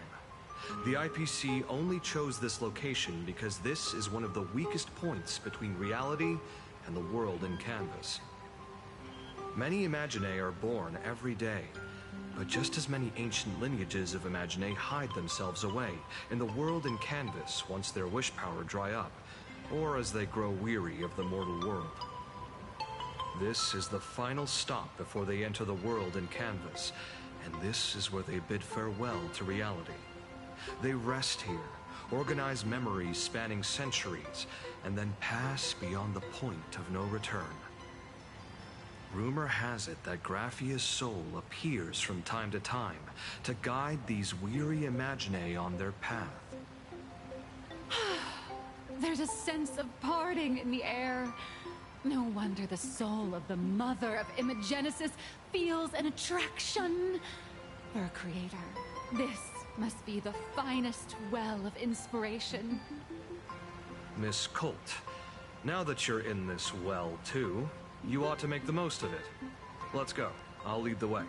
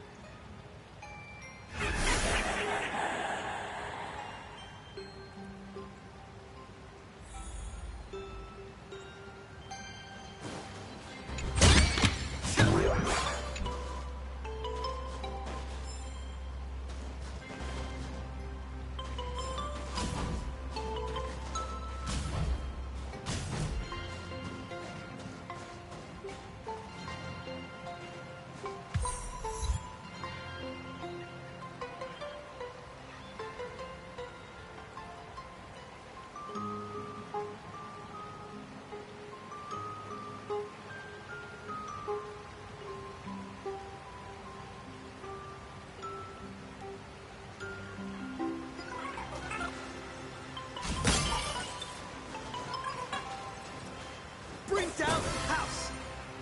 Out of it! Is that... Ah.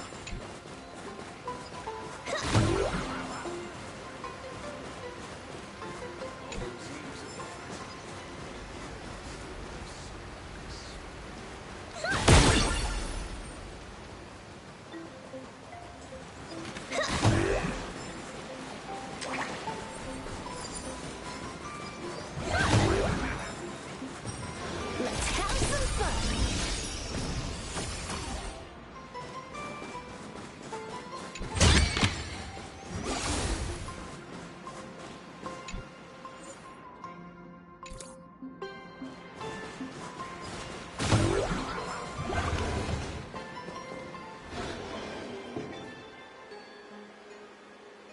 We have arrived. The hotel staff will take over from here. I'll take my leave.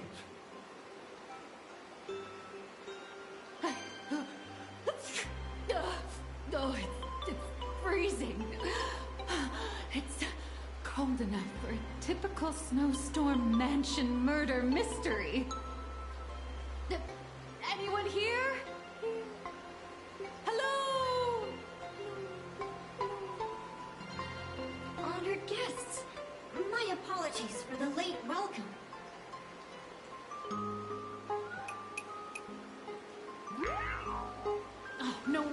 it's so cold. It's an actual snow wispy. Hello there, little one. I am the lobby manager, Casper. You have a very high body temperature. Please, try not to overheat the room.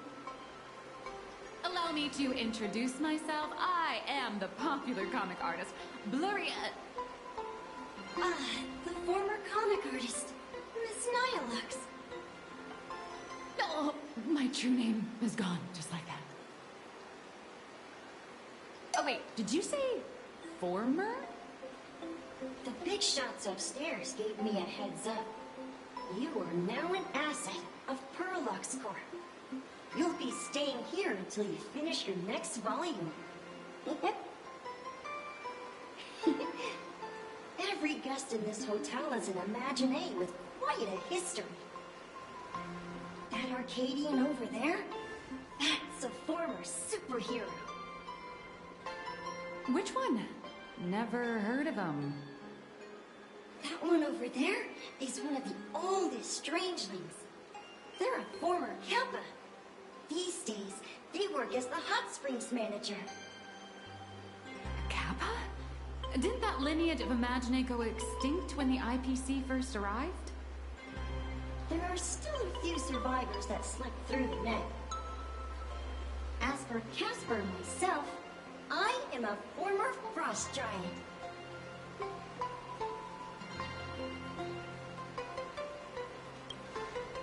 Little old me was once a tall, mighty, and majestic giant. Of course, that was back in the Cinder Age. So you're basically an antique who knows a bunch of old secrets. What corner did they dig you out of? From a block of ice. It is sad how a giant block of ice melts into tiny pieces over time. I have forgotten the names of most of my friends. And I have not tasted a crispy, charred Void Ranger in a long, long while now.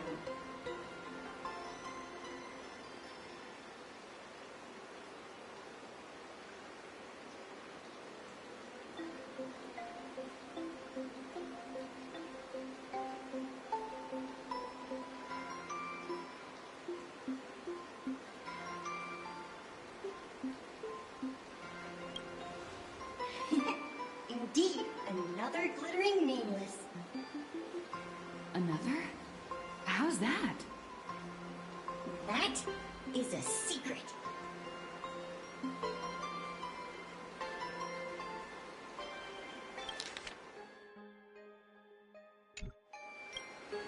Sightings of Lady Graphia are as common as the snowflakes here. Ever since the news spread that her soul would reside at the hotel, all those Imaginé who mimic her and the weirdos who insist they have a connection to her have flocked here. You see, they all claim they have some sort of connection to her, or hold some secret about her. I bet they're just trying to scam people out of wish power and credits. Just like all those people who swear they're AHA. You're not wrong. But whenever the higher-ups ask for a report, little old Casper here can always pad it out and hand over a long list of names. Nameless, good luck with your inquiries. Bye now.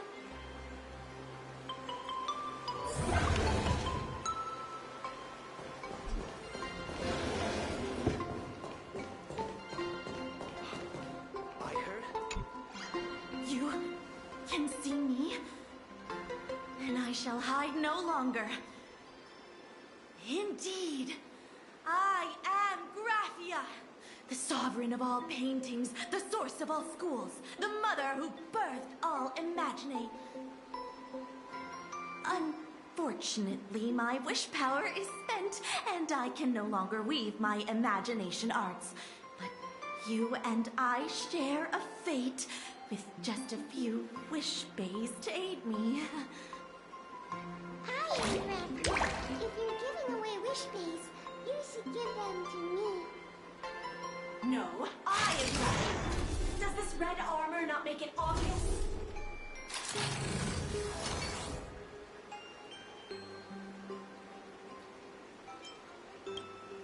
I don't care which. One of you, come help me fight a Lord Ravager. Lord Ravager? To be honest, we are Graphia, but we're not Graphia. Simply put, we are Imaginae born from people's imaginations of Graphia.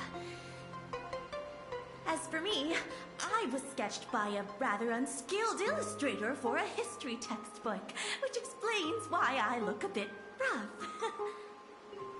I am a wispy form from the concentrated longing for Graphia in plain Arcadia. I am the armored goddess Graphia from the 52-episode animated series Apocalypse of Ashes, Mecha Wars. Care to witness my signature move? Dance of the Inblade.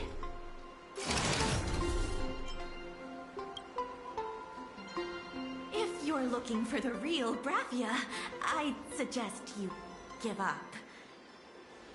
I've seen countless Imaginae on the verge of exhausting their wish power, begging the mother of Imagenesis to extend their lives with her paintbrush. Not a single one has ever succeeded.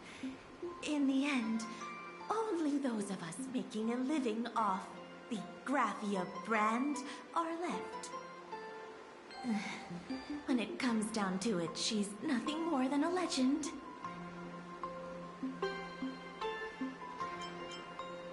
As I suspected, finding Graphia was never going to be easy. Besides us, there are plenty of ancient Imaginae living here, ones that have long gone extinct elsewhere. Some even claim to be original works by Graphia herself. If you're serious about finding Graphia, you should try asking them. I heard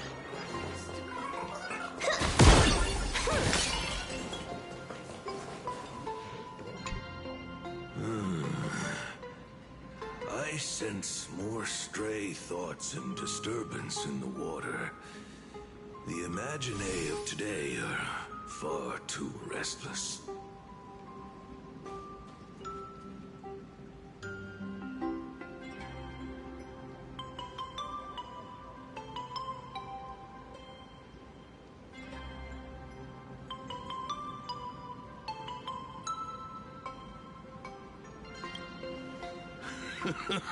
Yes, yes. This old soul is just scraping by with what little talent I have left. The humans here call me Sudscour, a filthy name, but fitting for this frail and wretched form. Are you here at the hot springs to wash away your stray thoughts? Or just to chat with the last kappa of Ahatopia? Well, as you see, my kin have either been swallowed by the muddy currents or have fled into the canvas. Long, long ago, my people lived in every river and pond in Ahatopia. We tended the crops for the artists, and in return, they painted our descendants into existence.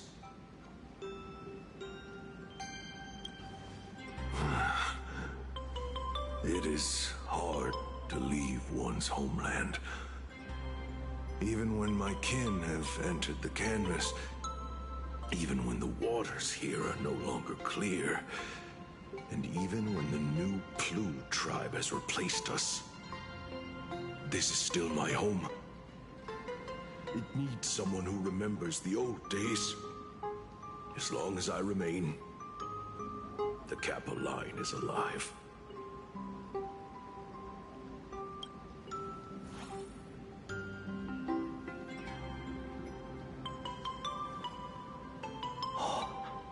Lady Graphia is the one who guided all Imaginae. Her name shines like moonlight through my dimming memories. Back then, the demons from beyond swept in like a dark tide. The filth and flames they brought could turn even the clearest stream into a toxic swamp. We Kappa were weak and could only shiver at the bottom of the rivers, but it was Lady Graphia who found us. She encouraged us, saying that every drop of clean water held power against the darkness. She taught us how to use water to protect the displaced mortals and wash away those impure monsters. Though legend says that when she was a painter, she was a woman of radiant beauty. But in my fading memories, on the battlefield, she was a warrior with flowing red hair and pigment-stained armor. Some say she fought like a demon, but to me, her eyes shone brighter than the smoothest river stone. If you seek clues regarding Lady Graphia, you should visit the mountain behind the hotel. There are atonement statues left by Imaginae there, filled with their prayers. It is also the site of Graphia's former residence. Casper likes to wander around there. He is a strangeling far older than I. Perhaps if you play in the snow with him, he might show you the way. That is all I can tell you. After all, I am just a stubborn old Kappa, trying to keep this one pool of water a little cleaner.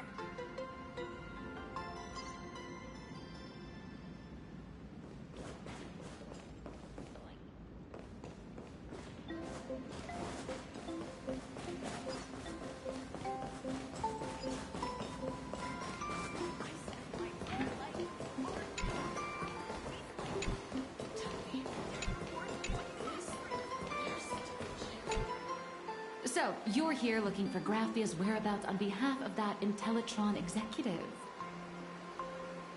I think it's unlikely that the mother of Imagenesis will see her. If she wanted to see her, it would already have happened.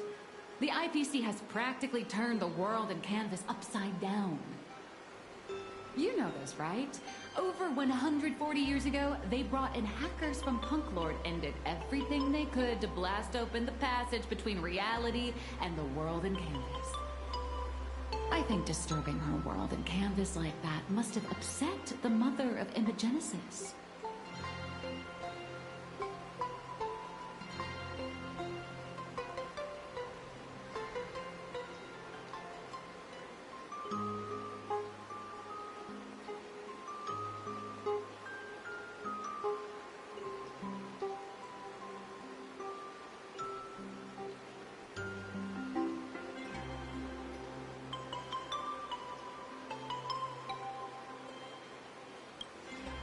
Friend of Graphia's? Just how long has that person been alive? So that friend wanted you to find Graphia, but they didn't tell you how.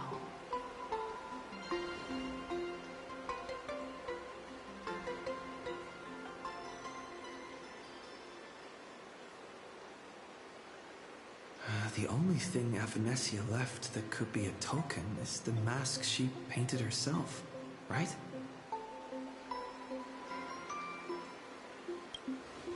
Normally, I'd suggest you play that little snow puff ball for info. That good luck with your inquiries line definitely had a subtext. But since you're asking for a bright idea, you must have heard that in a certain corner of the universe, there's a mysterious ritual that can summon historical figures to the present day. The Holy Grail War!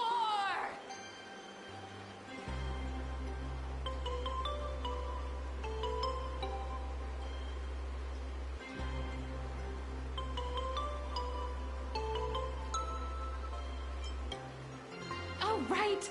That was your big adventure in Penacony. Oh, how nice!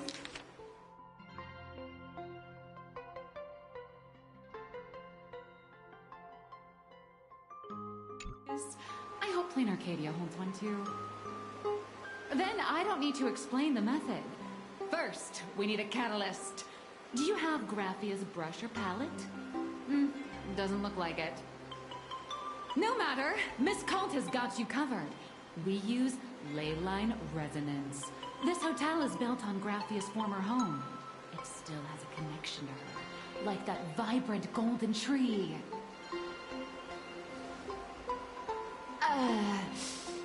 Wait, you aren't actually falling for this, are you?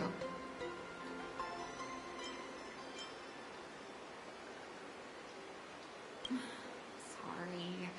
I was just trying to lift the mood. Oh, honestly, I'm a chronic deadline misser who can barely save her own skin. How am I supposed to help you? I've heard enough. Break time is over, Miss Nihilux. Now that you understand your situation, stop wasting time. Start drawing! I just checked in and I have to work already? I'm not some fully automated painting Mechatron. You know that, right? A Mechatron can run for hundreds of hours straight.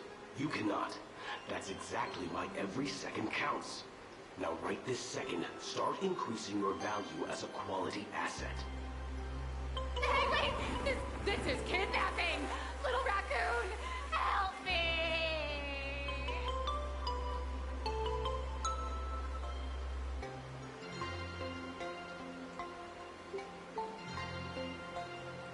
Nihilux has a point.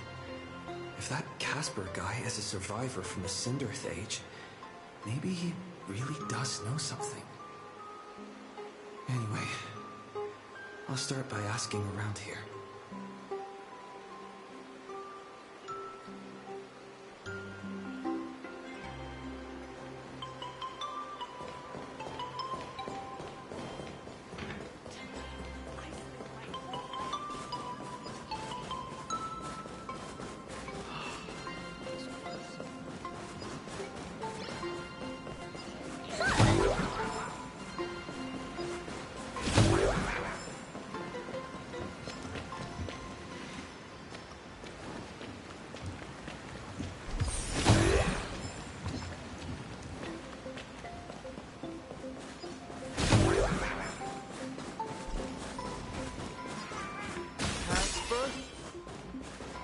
You there? Nope. I'm not.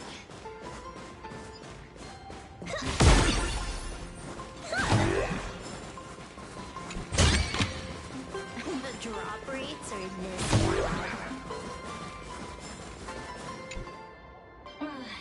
You found me, current nameless. I knew you'd come to ask about Lady Graphia. But if I try too hard to remember things from such a long, long time ago, my soft, squishy head starts to throb, and then I start melting. Drip, drop, drip, drop. So much of my memory feels like it's shrouded in a blizzard, and I can't see anything clearly.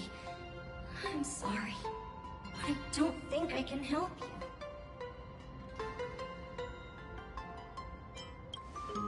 A snowball fight? The game, the name, it feels so familiar. It feels like I had snowball fights every single day a long time ago. Shaping the snow into balls and flinging them at whatever strange intruders came barging in. Well then, come at me, Nameless. I'm a snowball fight veteran. I won't lose.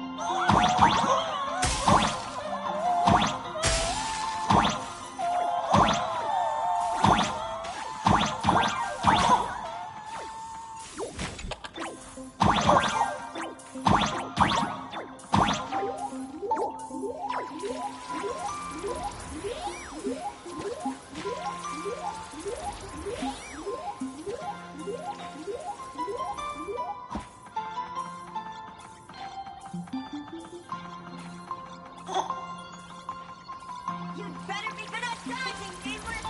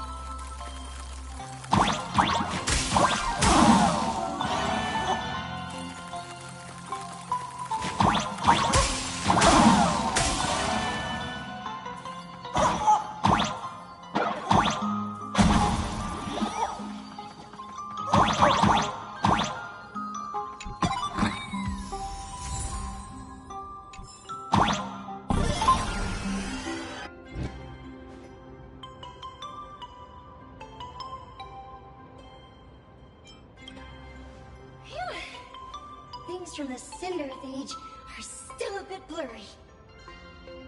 But I definitely met Lady Graphia. I had snowball fights with her.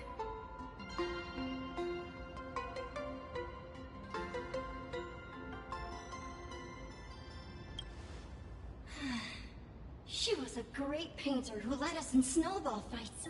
She'd even paint portraits for everyone. Back then, when we wanted to see her, we'd go to her doorstep, light the ground lamps, and shout, "Snowball fight!" Then Lady Graphia would poke her head out the window upstairs, unfurl the scroll, and whoosh! Slide right down into the snow. Then we'd have snowball fights against the Void Rangers together, under the giant moon. If we won, I got to swallow the Void Rangers whole. They were so crispy and tasty. There was someone else. Just thinking about them makes my blood boil. He was a snowball fight master. I remember one time, 8 of us teamed up to challenge him. But that guy knocked us all down with his snowballs like it was nothing. All from so far away. 6 of my friends were lying on the ground, feeling beat. Losing the game got everyone so down that no one uttered a word. As for me, I think I got hit right in the neck. I saw my own giant body thawed onto the ground, and my chin felt ice cold. 8 people in the Phantasmoon games? Perhaps Snowball Fight is a euphemism for the Cinderth Age Wars? So in that round of the Phantasmoon games, Graphia must have fought a terrifyingly powerful opponent. It seems only she and Casper survived the fight. I saw her once. Just once. By then, Ahatopia had already been transported into the canvas. It was so quiet and lonely. I couldn't find my other 6 friends, but I remembered where Lady Graphia lived. So, I went to her front door again, lit the ground lamps, and shouted, "Snowball fight!" It felt like only a second had passed. Just the blink of an eye, yet somehow it also felt like forever. At last, I saw her drift out. She held me and cried, saying, "I'm sorry, and you've done well," over and over. It was just one lost game. We could have just won it back some other time, but that was the last I saw of her.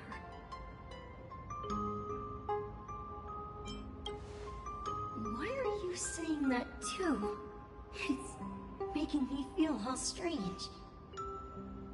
That's about all Casper can remember. If you're still up for fun and games, come find me for another snowball fight sometime.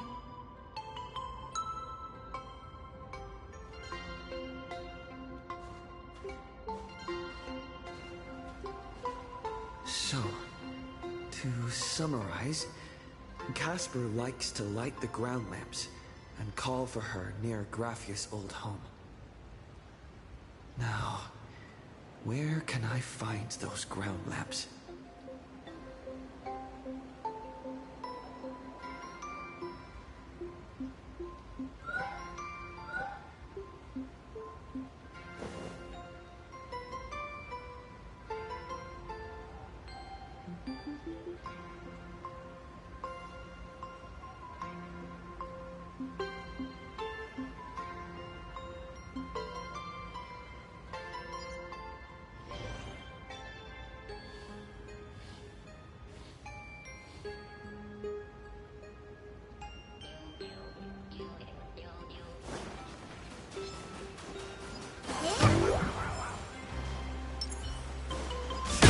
Even next to such a lively hot spring hotel, these atonement statues all look like small animals.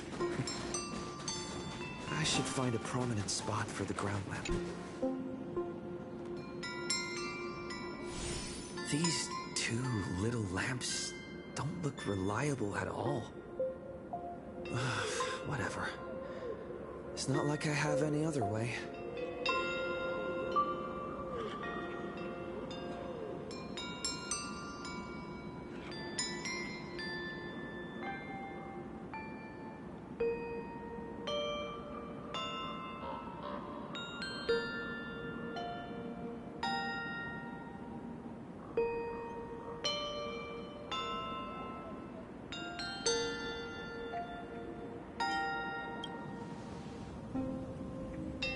Who dares disturb my 1,000-year slumber?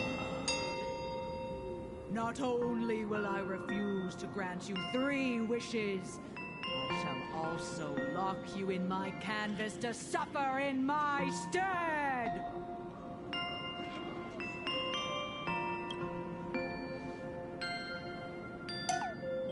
Thanks for the invite.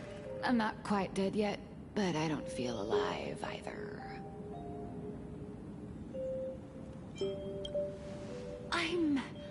I'm testing the deadline. I snuck out. This mountain path is so quiet and secluded. Ooh, what a great spot for a night stroll, listening to the calming sound of the springs. Who knows? Maybe my inspiration will flow again like these waters.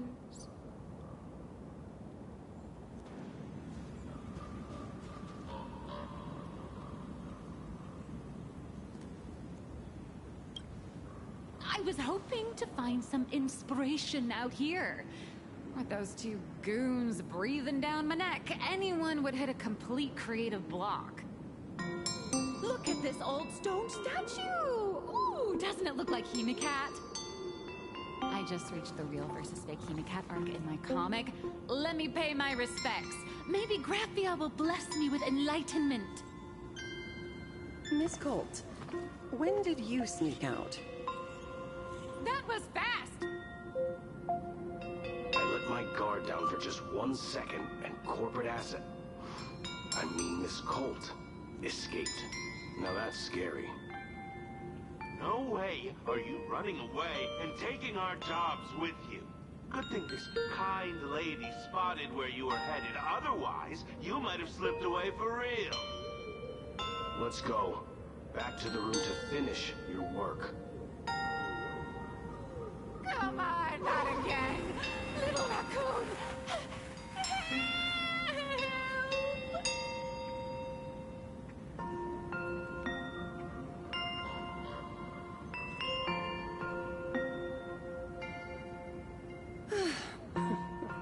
Being an artist sure is grueling. I remember being held in a room and watched by 6 or 7 people, too. I wasn't allowed to leave until I finished painting either.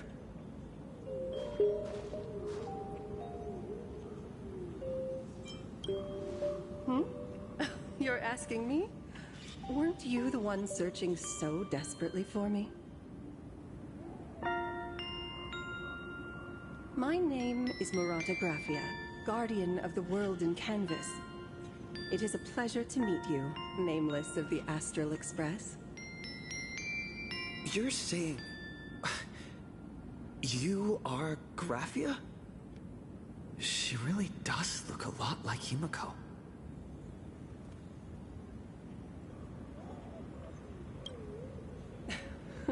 Child, you were the one who lit the ground lamps, were you not? If memory serves, that was the secret signal my old friends used to call for me. I simply answered the call, yet you doubt my identity. How strange. Let me think. I believe I know why you've come to find me. The arbitrator of the Phantasmoon Games asked you to tell me that our old enemy, the Demon Lord from Beyond, has returned. Am I correct? Since Ahatopia's in canvassing, Evanesia and I agreed to guard reality and the world in canvas separately, never to meet again. But over the past 1,000 years, I often hoped we might reunite in some way. Who would have thought, when word of her finally reached me again, there'd be no warm greetings, but instead only an impending crisis. You must have many questions.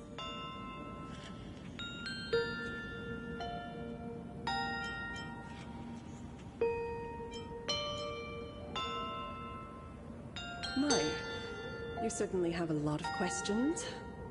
But before I enlighten you, during the Cinderth Age, that demon lord from beyond once took the form of a friend to infiltrate the Resistance, causing catastrophic casualties.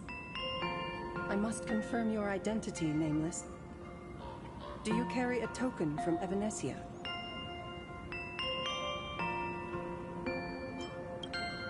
She painted a supplicant's mask for you.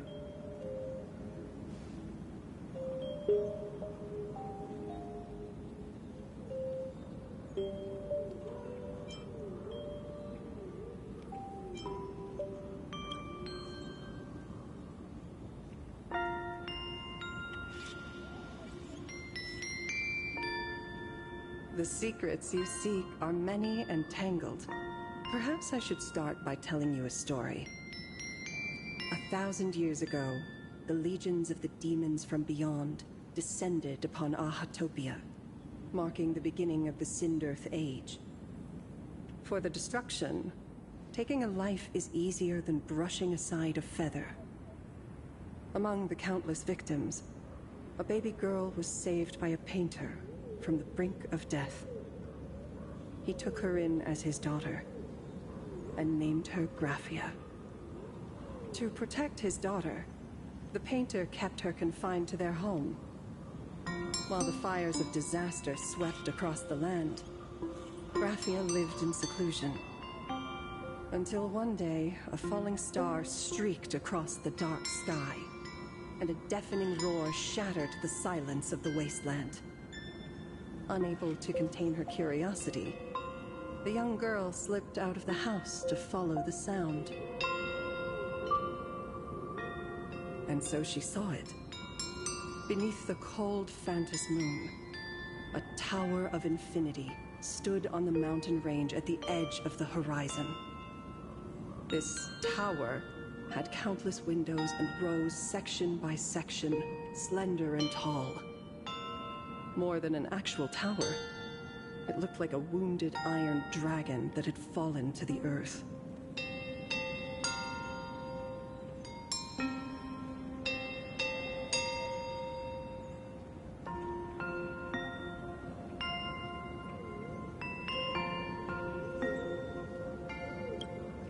Indeed. That tower, which stood only for a moment, was the crashed Astral Express.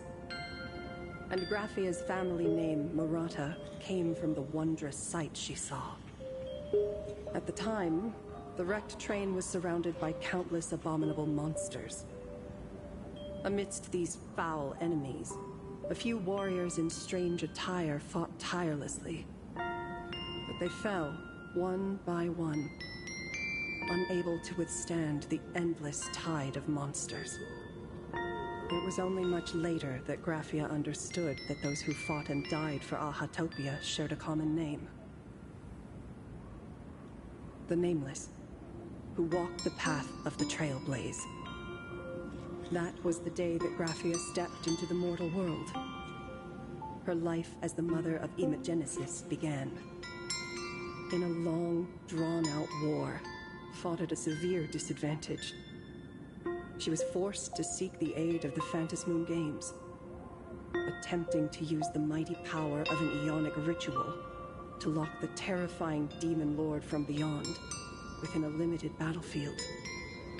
This was also the first time in the history of the Phantasmoon Games that the 8 supplicants joined forces to confront a powerful enemy from beyond, the Lord Ravager, Asat Pramad.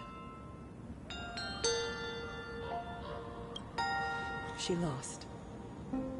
Graphia did not win the Phantasmoon Games, nor did she manage to kill Asat Pramad. In the final days of the Sindirth Age, she gathered every ounce of wish power to paint the world into a scroll. Using herself as a nail to steady the canvas, she sealed the Lord Ravager outside. Yes. As long as the scroll still enshrouds reality, he won't be able to lay a finger on the Leviathan's remains buried deep within Ahatopia. The story is over. I have received Evanesia's message. I also have a token I'd like you to give her. Please, let us journey together to the other side. So, are we leaving right now?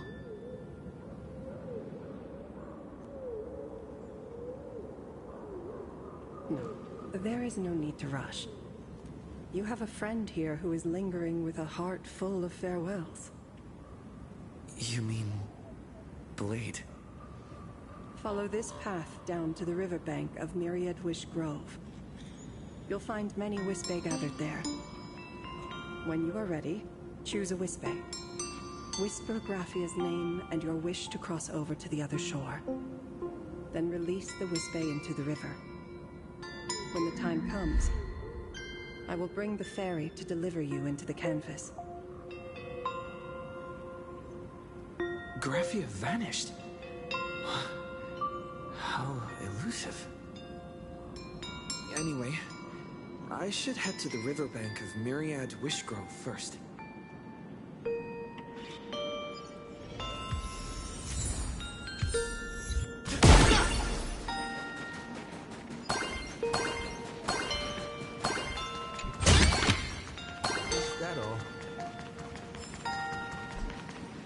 I've heard that in the same forest, giant trees will fight each other for nutrients.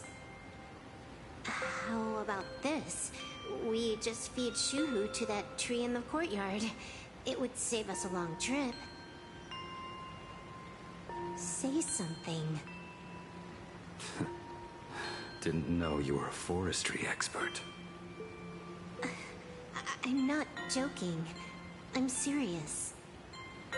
If the Elwood absorbed another emanator of abundance, it would likely bring about an even greater catastrophe.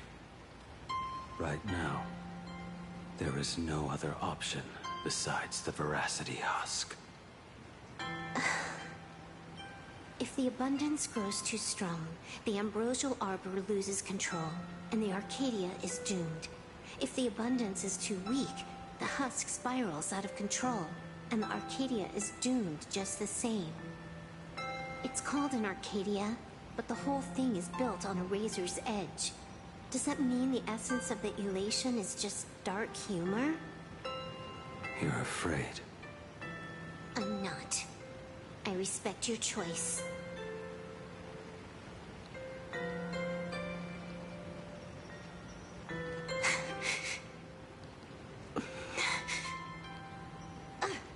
Fine. You're right. I'm afraid. So what? You don't think I know what that Xianzhou person meant? 1 in 10 chance. There is no chance at all. Listen, I just can't stand by and watch one of my kin sacrifice himself. Kin. What else? Friend? Colleague? Playmate? The guy who carries my bags when we go shopping? I suppose all of those fit. Fit? How? Sometimes I can't tell if you're actually dumb or just plain dumb. I hear you. Just assume it's the former. Simpler that way. My mind is made up.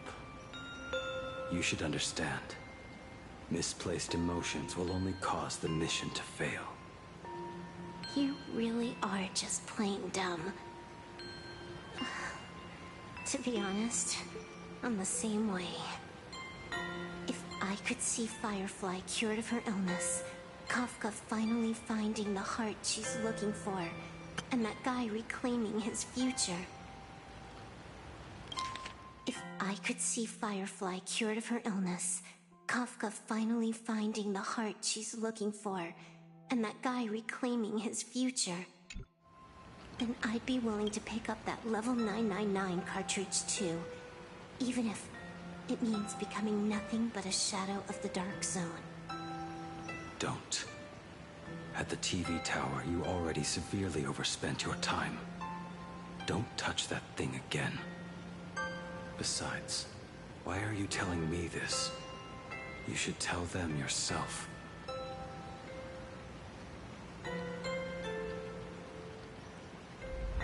Because just like you, I'm a total, stuck-up softie. Happy now? Feel better? No. Unless you give me a sincere apology and a proper goodbye, we're not settled. Not settled. Is that right? Fair enough. Whether as Ying Xing or as Blade, my journey has reached its end. Before the final verdict, I should say a proper goodbye to my kin. Who's there?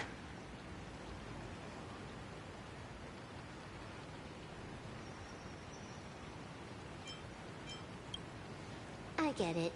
It was a deliberate accident. I knew you would come. I met the legendary Graphia.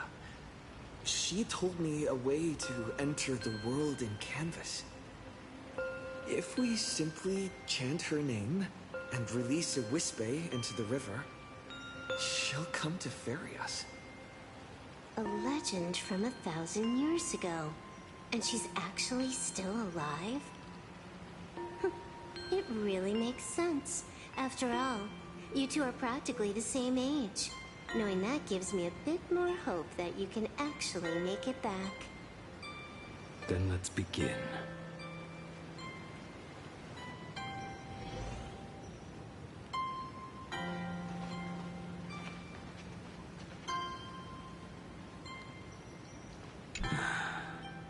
You are unusually talkative today. Are you trying to buy time?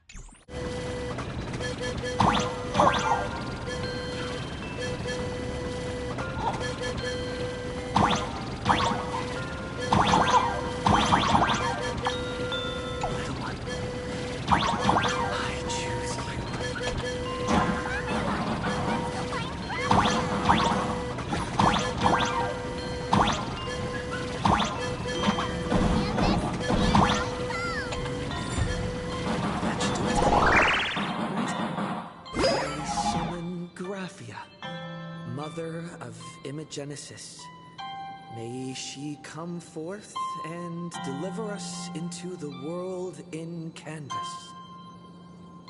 No Wispe were harmed in the making of this operation.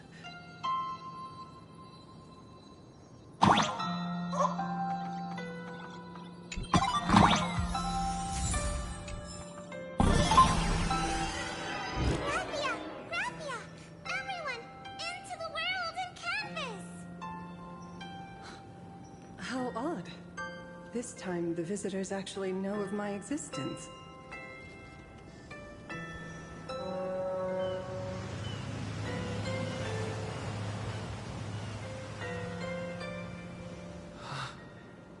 Strange.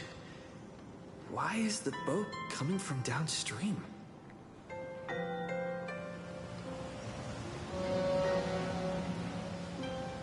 I heard your call, and have come by boat to guide you across. Greetings, travelers who seek to leave the mortal world behind. It is a pleasure to meet you. Oh? Not an Imagine, but someone here to settle the past and family members seeing them off? I guess so. The power of abundance. What a nostalgic scent. There is something terrifying slumbering within you. I've heard that something lies at the end of the world in canvas, with the power to suppress it. Will you show us the way? Ah, I see. You are better informed than I thought. I understand. Time is of the essence. Please, step aboard. Thank you. The mountains lie distant. The waters still. And snow settles. A fine moment to bring this weary life to its end. Bring a weary life to its end?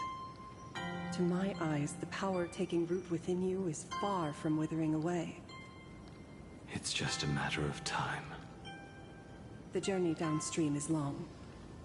As is custom, I must collect your past stories as fair. I shall use them to paint the path forward, which will guide us to the other side. My past stories. I am not much of a storyteller. There is no need to weave your thoughts into a complete story. A single memory, a single breath. These too are parts of your past. Only by letting go of the past can you truly set forth with an open heart. Is that not so?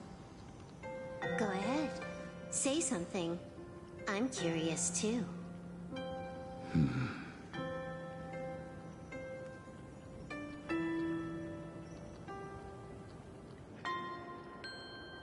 Then, I shall begin with that lone island of Insumosu.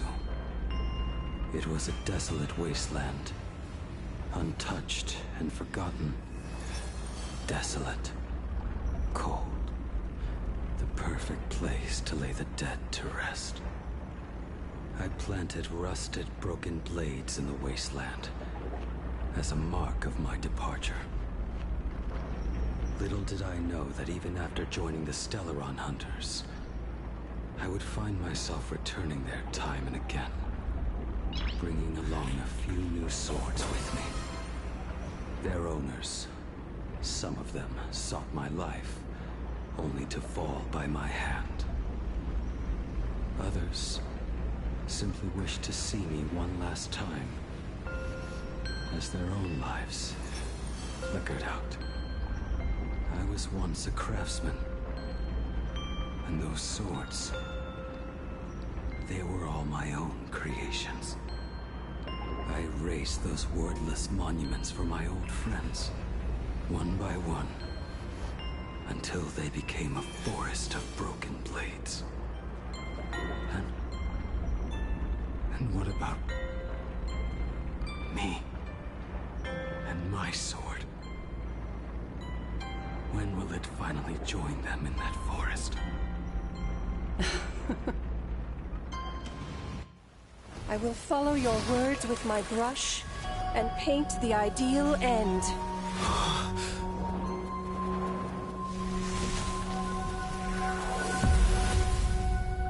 Sword barrier. We've reached the shore you've been seeking.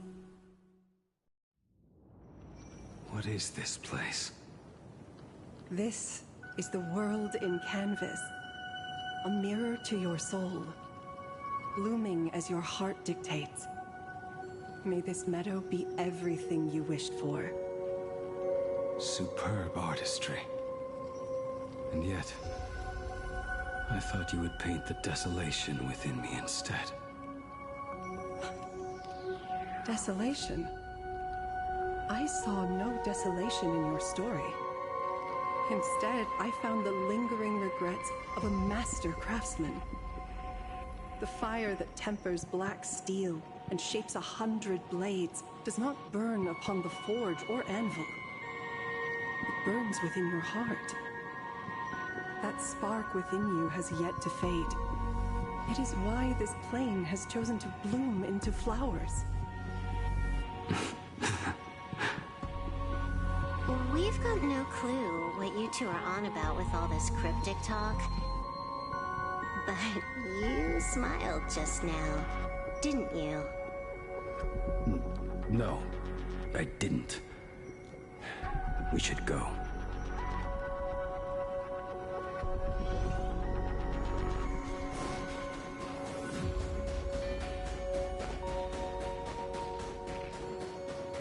He finally smiled. I'm actually the one who can't even smile. This sucks.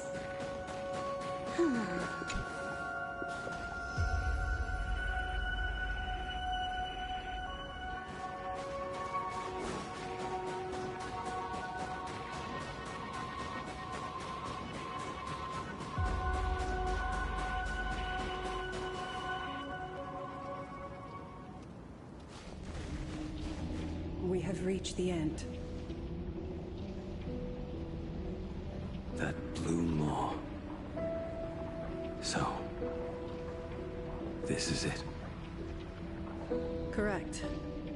Driven by the buried secrets of Ahatopia, you have come seeking liberation. And now, I have shown you the silhouette of the beast's maw. If you should find a way to get out, I ask that you swear to keep this secret.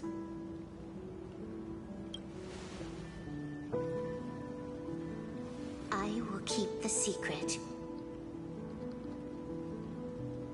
That blue maw, can it truly consume the abundance? Only a beast of insatiable hunger can end a plague of eternal growth.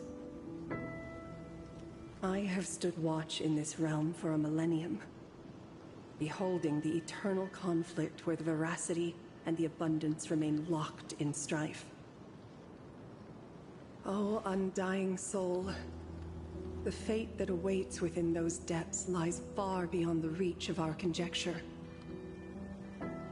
Perhaps you will vanish into nothingness in a mere heartbeat. Or perhaps you will endure a millennium of gnawing, constantly regenerating only to suffer once more, with liberation remaining an elusive dream. Beneath that calm of yours, I can feel an old friend lingering. Agony. This is the price I must bear for becoming one with the canvas. You're telling me if he leaps, he has to stay down there and be torn apart for ages? I'm not okay with this. Yao Guang never said anything about this when we went over the plan. I have lived for nearly a millennium. I stopped wishing for a swift end a long time ago. If the Leviathan does not consume me utterly, then I am still alive. And until that moment comes, I will pin Shuhu to the anvil and swing my hammer once, twice, and again, and again.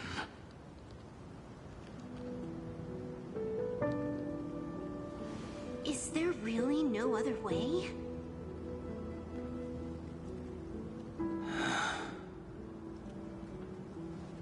Silverwolf, I was never one for sentiment. I'll only say this. In my past life as a smith, I made it a point to forge something for those friends I found tolerable.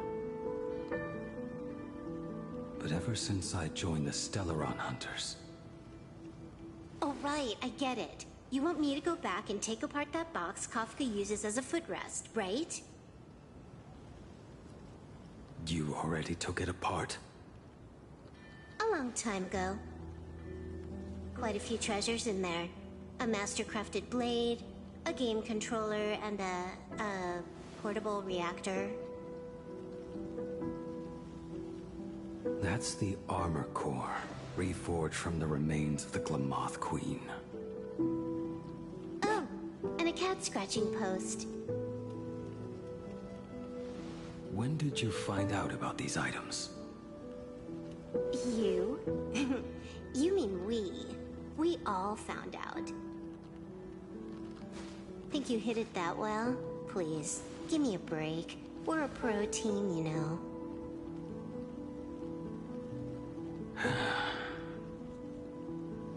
Just split it among yourselves. Consider it a keepsake. Kafka should be the one saying this, but...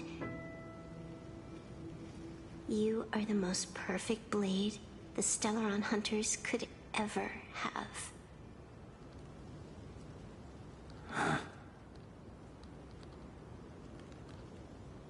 Just a broken blade. That is all.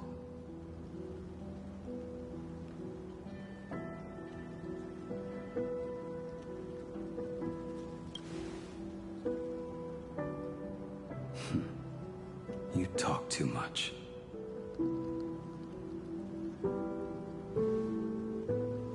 Before you go, you have something to say to him too, right? To me? Don't take offense. It's just a few words. Before joining the Stellaron Hunters, I once lost myself. Unable to see the future, yet unable to reclaim the past. Just like you when you were first reborn. Whether we chose this path, or were forced onto it. Leave no room for regret. And never deny the path you've traveled.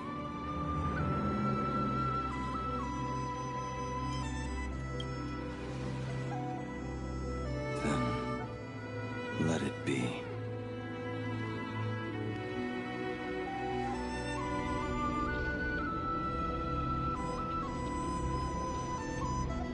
It's time.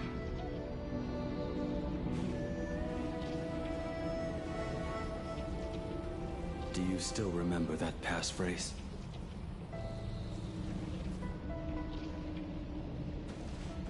No need to step forward. Just recite it in your head. 3 of a kind. 2 pair. Ace. Go.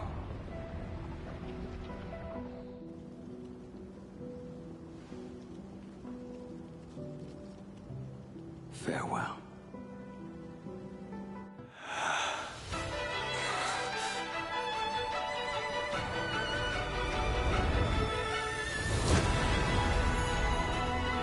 Let everything end, or truly begin.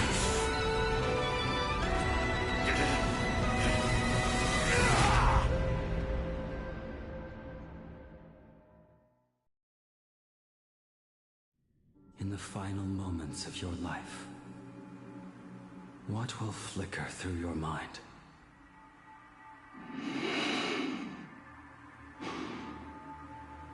The devouring.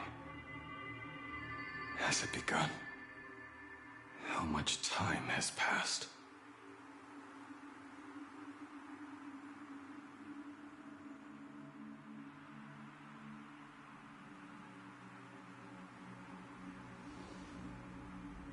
Sea of clouds.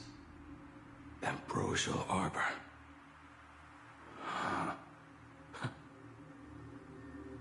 To think that with death so close, this is the scenery my dreams would conjure. My heartbeat. It's barely audible now. Shuhu. Are you still alive?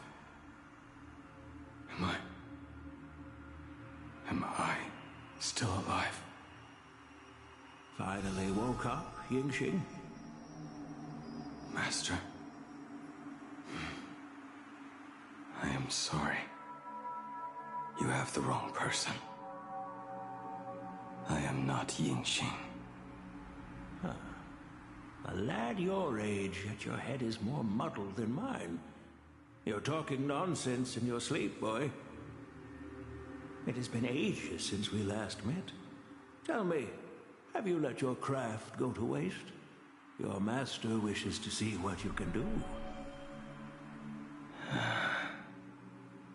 Not a sweet dream of toasts and laughter, nor a nightmare of clashing steel.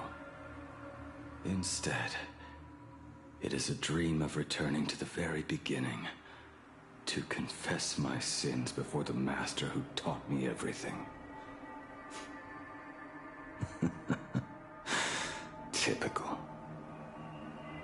This is a standard issue sword I forged for the Cloud Knights.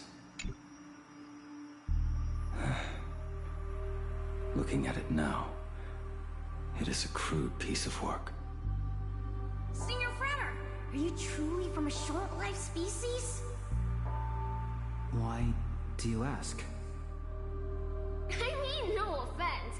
I just wondered, why would you come all the way to this Yanzhou to learn the craft?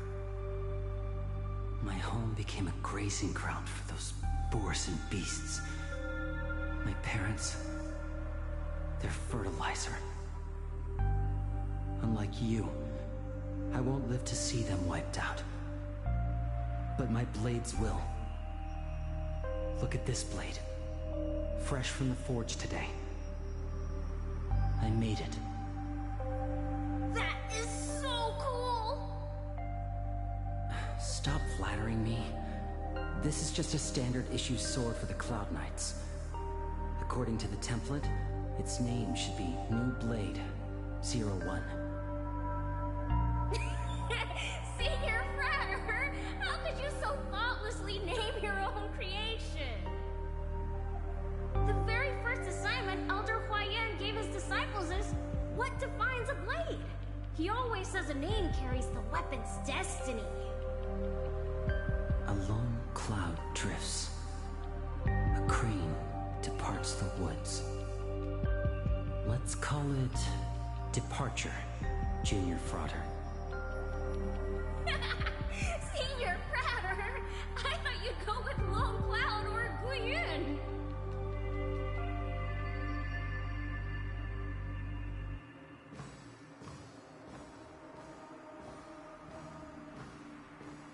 Bai Hung. And that bow I forged for her.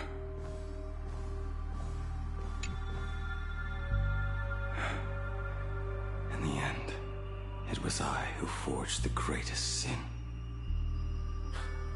For me? Thank you. I told you, didn't I? As long as you set your heart on what you love, nothing can stop you. Hey, did you give this bow a name? I named this bow Lure after a mythical steed from the primeval Imperium. Legend says it was one of the Emperor's finest mounts, a divine beast that could tread over any chasm and lead its master back from the brink of death. How did you get so off track? Why pick a name meant for a horse? That won't do. It does not suit me at all. I'm gonna call it recurve bow. That sounds terrible. It's like my mother naming me human. At least change it to something elegant, like winding stream. Fine. Have it your way. Look at you! Skilled with both the pen and the sword. You really should not be trapped in this flame wheel forge for the rest of your life. Hey, perfect timing! I have a few friends getting together on the Lafu. Wanna come along? Staying in a single place your whole life. That won't do.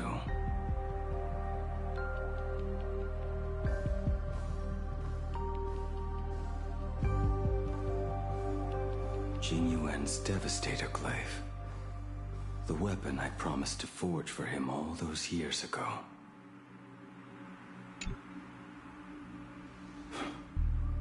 Old friends have drifted across the stars, but he remains. A genius. I suppose Master Jing Li's swordplay should be no trouble for you then. You little rascal. Do not try to act like my senior just yet. I am from a short-life species. Xianzhou's swordplay takes hundreds, even thousands of years to master. I simply do not have the time. I heard your bold claim. I'd rather leave this world in a blaze than live until the end of time. It seems you think little of us Xianzhou people, then? My, the future sword champion has sharp ears. It was just drunken rambling. Don't take it to heart. It would be a waste to throw my skills away on the battlefield. You go to the front, and I will forge the divine weapons for you. It is a promise. All right, deal. Then I want a Devastator Glaive, 4 meters long, decorated with green silk, and you should engrave the blade with cloud patterns. Or maybe lightning. Wait until you have grown a bit taller. Then it is settled. When the time comes, you shall arm each of us with a weapon of our own. Let us face the fires of war in your place, and handle all that tedious business on your behalf. Come, friends, drink up. We 5 come from all walks of life, but here and now, we are one. Together, we shall bring glory to the Xianzhou, and peace to all who dwell beneath the stars. By the rainbow and the 10 lords, if I betray our bond, let all of existence hunt me down.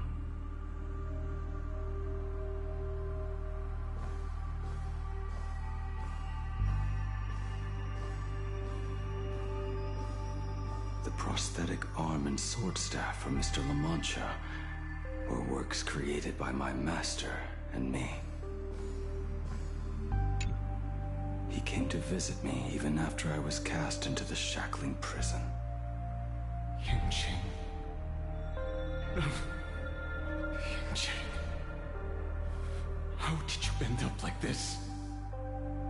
The shadow has tasted the flesh of abundance within you.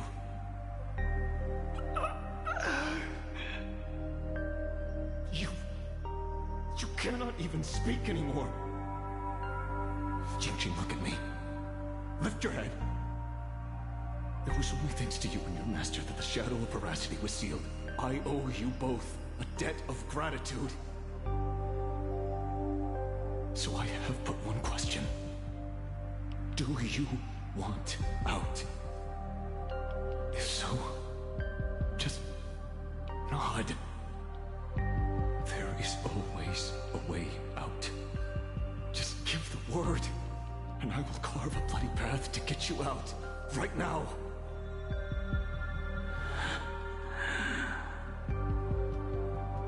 There is no need. I must atone for my sins. Perhaps if I had taken you away from Flamewheel Forge back then, your fate would have been entirely different. I respect your choice, just as I did all those years ago. Pity. So much in this world does not go as we wish.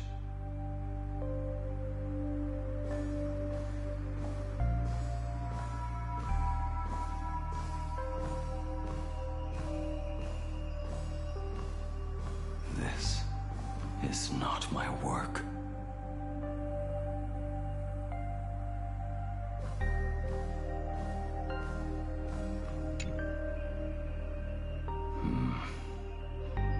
This was where my life as Blade began. So you're Blade. You sound like quite the expert on swords. Oh, good timing. What do you make of the sword she's carrying? The blade itself is fine, but the technique is wrong. Swordsmanship is no song and dance. Power starts at the feet. Only when the eyes and mind follow through will the strike land. My, oh my, Bladey. You really are the ultimate blade critic. Since you have so much to say, Master, why not forge a legendary blade for each of us? I put down the hammer a long time ago. My hands cannot do what my mind wants anymore. Fighting with a weapon that does not suit you is just a quicker way to die. From now on, if a sword is needed, let it be mine. This shell of mine is the only blade there is.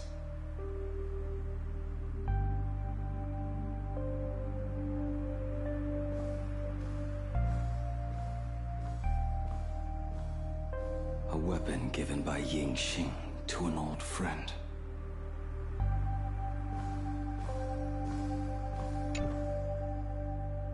But we are no longer who we once were to each other.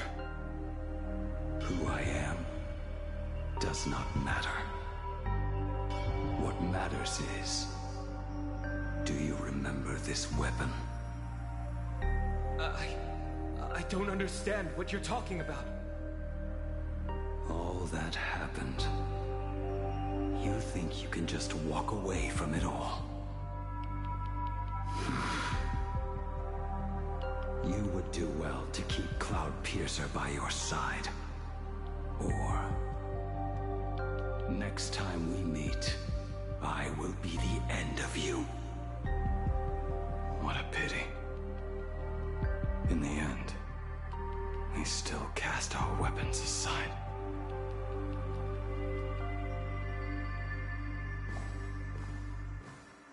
Apprentice, come here. Finally. Is the end in sight?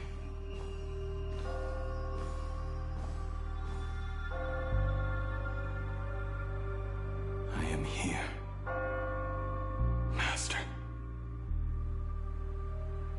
Good. I have waited a long time for you. You have seen every blade I have forged in this life. Fine work. Somewhat flawed, perhaps, but their edge is undeniable. The marks of a true master. Gazing upon the weapons I forged in days past, I can only feel a surge of endless regret. The hammer falls and cannot be undone, yet I have spent my life taking one wrong step after another. I betrayed my friends and broke my oaths.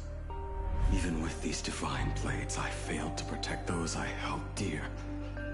My hands are stained with blood.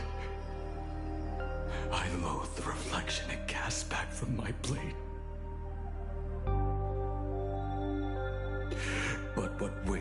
heaviest on my soul is the debt I owe you, Master. In this life, I fear I will never have the chance to repay it.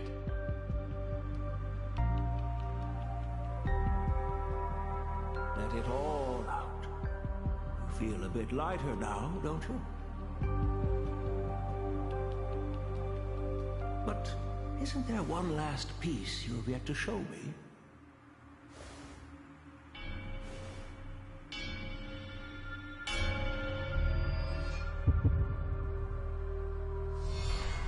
It is yet to be named, has it not?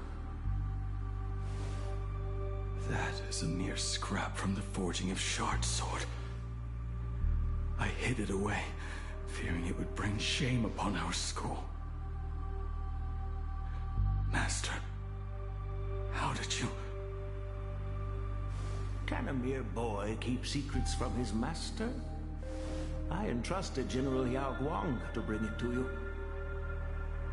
Since the day you left, I have kept this blade hung in the hall, gazing upon it daily.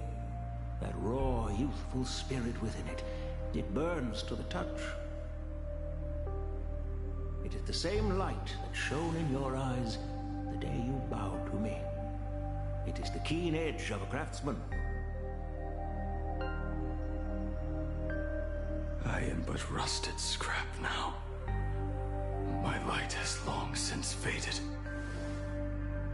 This is where I belong. Buried.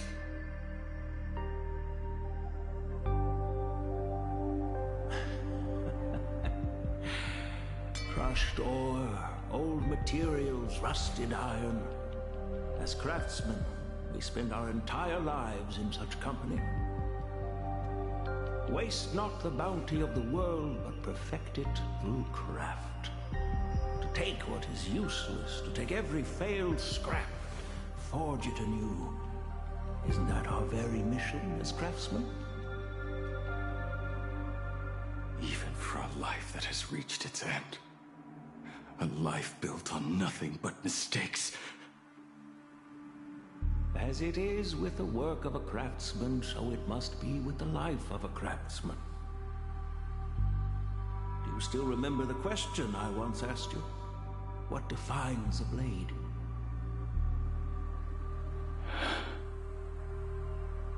The answer already lies within you. Go now, and forge it anew.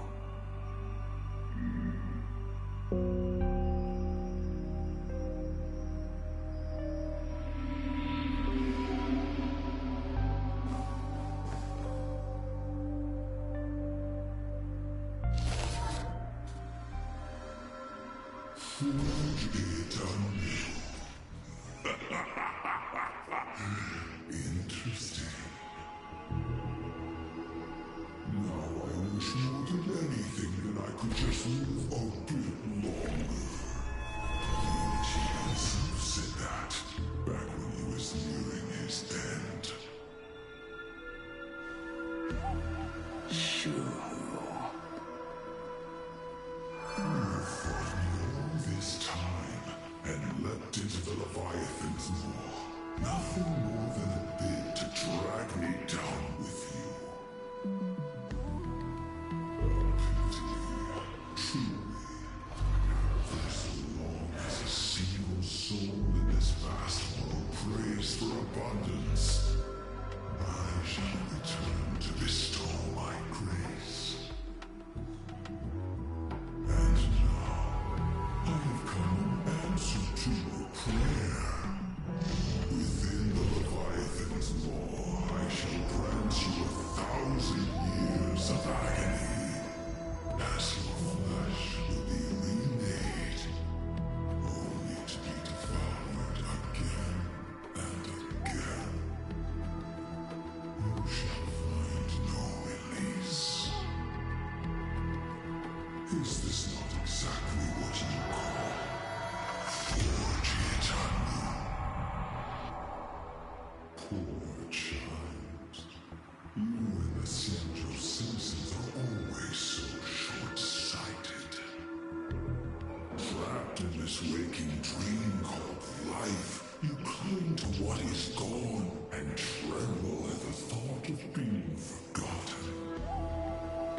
Yet when I come to carve through your flesh and awaken your minds, you spurn my beautiful gift.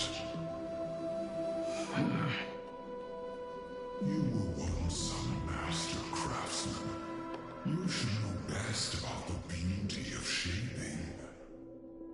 I can grant you the power of reshaping life and death, bringing those you loved and lost back to life. Let your friends return to this world again and again, giving you the chance to right every single wrong. Righting wrongs. You mean by carving out more walking husks like me? Things that crave an end they can never reach? That is but a fleeting pang, a necessary tempering on the path to eternity. If you persist in spurning this gift, this maw shall become your prison for all time. Your body will churn for millennia, caught between being digested and reborn. Every inch of your flesh will remember the agony of being ground to pulp, until your very will dissolves into nothing, leaving only a hollow husk that can cry out my name.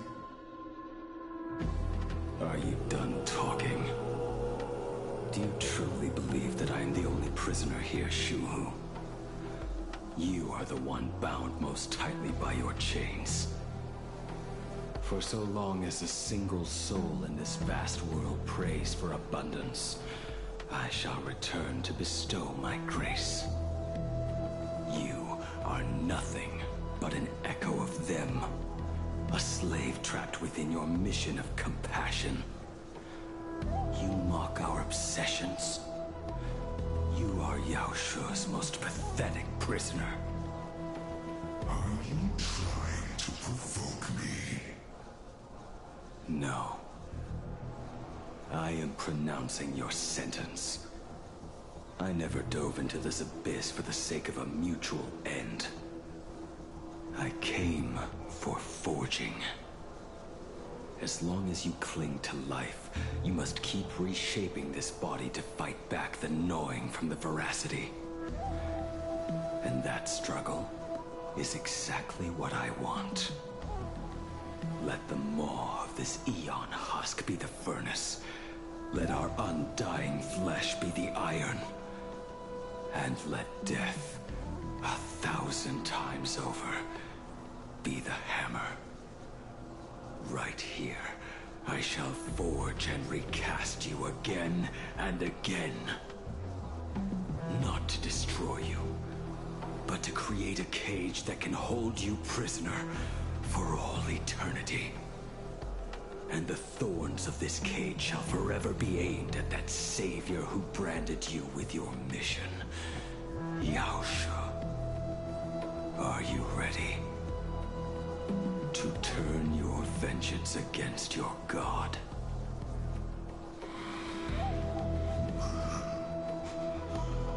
I see now. So, this is how you forge it anew. Very well. Let us see how this duel between the condemned unfolds. This forging within the furnace. In the end, which of us shall forge the other into a blade?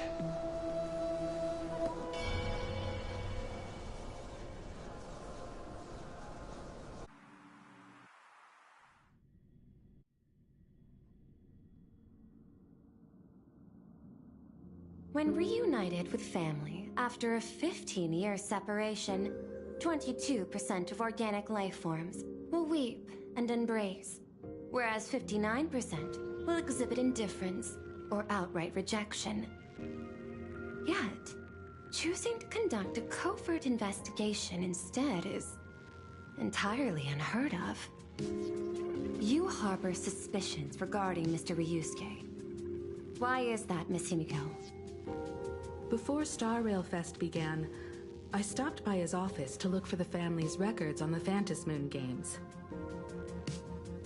Out of concern, or perhaps curiosity, I leafed through his portfolio.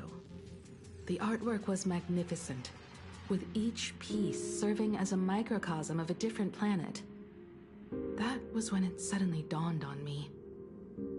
5 of the worlds he captured in these paintings are now gone. Lost to the fires of war waged by the Antimatter Legion. Just as you suspected, Mr. Ryusuke's travels have been highly suspicious. In the year 1969 of the Arcadian calendar, he traveled to the Delcor Ring to sculpt a statue for the Doctors of Chaos. 2 years later, the IPC received word that the last local resistance group had rejected all aid and launched a suicide charge against the Legion. Also, in 1984 of the Arcadian calendar, he traveled alone to the planet Goliath's Shepherd. After a century of resistance in the fires of war, the planet was officially declared dead 9 years later. Both incidents point back to a single culprit. The Lord Ravager Asat Pramod. However, there is also evidence suggesting that Mr. Ryusuke was still in plain Arcadia when Asat Pramod appeared. Additionally, the IPC recovered a commission he received. It read, "Please carve a trace of our lasting glory, just before the world meets its destruction." He accepted the commission, even though he knew the Legion had surrounded the planet? Legends of the Graphia clan abound within plain Arcadia. To this day, many believe the Weathering Curse is a scar seared into your very bloodline from Graphia's struggle against the Legion. Conjecture. Mr. Ryusuke was tracking the demon from beyond. He likely believed that finding him was the key to breaking the Graphia clan's curse. Any other conjectures? There is another possibility. Please forgive me if this sounds out of line. There is a 52% probability that Mr. Ryusuke was being used by Asat Pramod. He might have even chosen to work for him. I'll have a word with him. I'll leave it in your hands, Miss Himiko. Dad? Do you have a minute to talk? I do. I'm 1000% free for you. What brings on this surprise call for your old man? I was worried you were too busy, so I didn't want to bother you these past few days. That foolish didn't hurt you, did she? Actually, what am I thinking? A mere herald of death is nothing to my Himiko. You probably handled her in no time. And that kid is something else too. I'm telling you, everyone at school is a huge fan of the Astral Express now. 15 years. The blood-stained games are finally over. And this time everyone survived. It's time we sat down and talked. Just as father and daughter. Huh? Am I dreaming? My little girl actually wants to have a real talk with her old man. Well, I don't care if I heard you wrong. I'm taking this to the bank. Praise the Astral Express. Praise Hachivelli. Give me 10 seconds.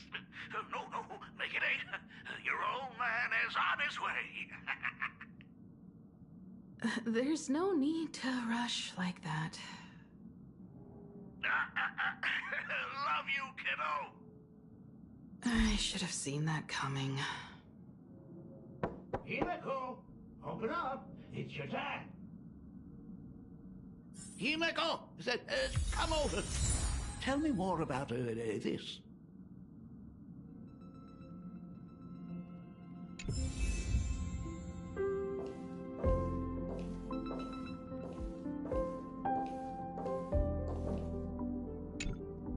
I originally planned for us to meet at the school, but since you're already here, let me show you around the Express. Oh, I would love that. I was in such a rush last time. I really want to get a good look at the place where you spent the last 15 years. Who could have imagined it?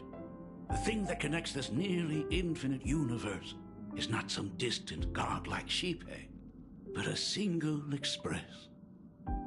I have met many artists who dreamed of boarding the Express just to get a closer look at the legacy of trailblazing.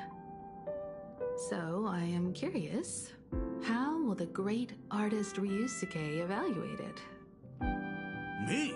Well, I'll give it my all. I was only joking. There's no need to be so serious. There's actually so much interesting stuff on this express.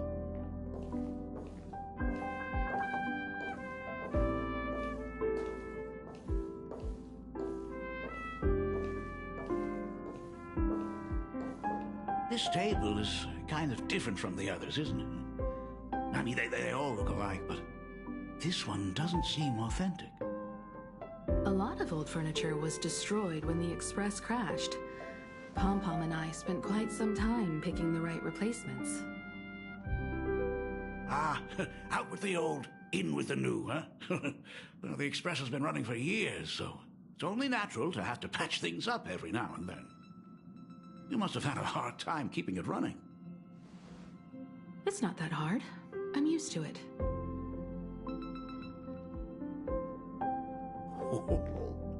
Just as I thought.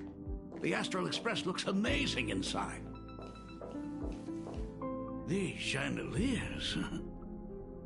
The designer used the skeleton of a void song whale as a reference. They say it's been here since Dolly's days on the Express. It catches the eye of many people who board. But the light seems a bit dim in here, doesn't it? It's always been this way. Oh, well. Have you tried swapping in a polarized conductor? Or rinsing the light units in an alkaline solution? Are you an artist or an electrician, Dad? I am just speaking from experience. Don't forget, your dad was once the one who set up all the lighting in those classrooms.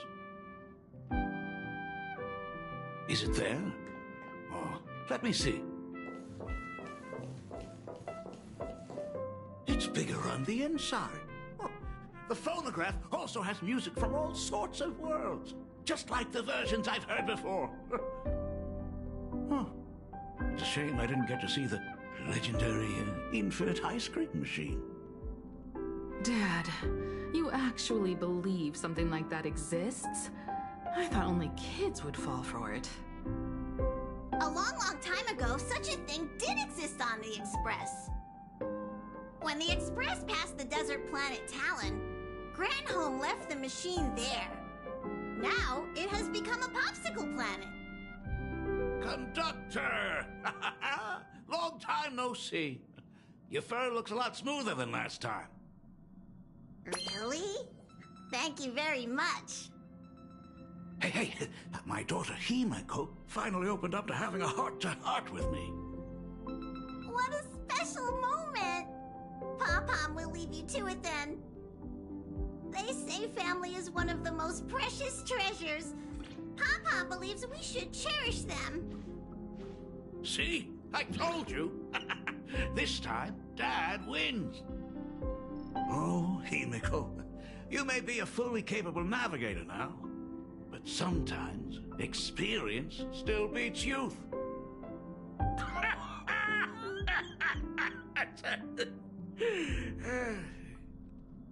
Aren't you tired of talking non-stop? Are you actually worried about me? Ah, I am so touched. Perfect. I'll make you some coffee. Huh? Huh? Ah, well, might as well swing by the meeting car to say hi to that, Intellitron buddy.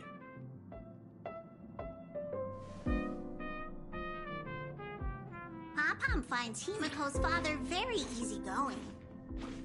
Himiko, come on. Let's walk together.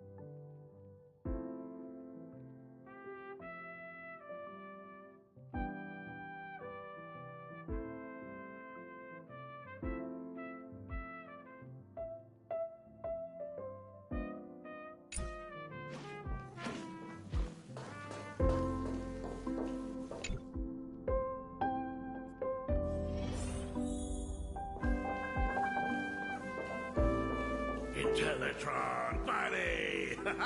Long time no... Rumor has it that the drinks in the World's End Tavern are all brewed from jokes. Since we are in plain Arcadia, any single joke before a drink would be second to none. Since there is only a single joke, it is quite literally second to none. Mr. Ryusuke, the tension detected in your micro-expressions has increased by 33% since our last encounter. Oh, nonsense. Himiko is brewing up a cup of coffee just for me. Is there anything in the world more wonderful than that? A cup of hot coffee right before the end. This must be what they mean by life is short and bitter. Huh. Well, now I see why they call you Shush. Well, since I'm still among the living, let me tell you a joke for a change. A long time ago, there was a truly terrible nameless. They snuck aboard as a passenger, seeking a certain answer. Now one day, they ordered a drink from a service robot on the express and told it a joke. A long time ago, there was a truly terrible nameless. They snuck aboard as a passenger, seeking a certain answer. I have retrieved the same joke from the archived logs. It is indexed under the title, An Unfunny Joke. But did you know, the first time the robot heard that joke, it laughed with pure joy. Don't go filling Shush with nonsense. Its database is already enough of a mess. Dad, here's your coffee. This cup is huge. Himiko, tell me, are you still holding a grudge against me? What are you talking about. Now drink up while it's still hot. Analyzing components. Results show coffee concentrate, Heldoran butterfly scales, a species of fish from a gas giant, trace amounts of iron particles, and various other unknown substances. Mr. Shurs, you must be exhausted after telling all those cool jokes. How about a nice hot cup of coffee to warm you up, huh? My inspiration circuit is vibrating. My radar indicates that the conductor requires my immediate assistance. Good luck, Mr. Ryusuke.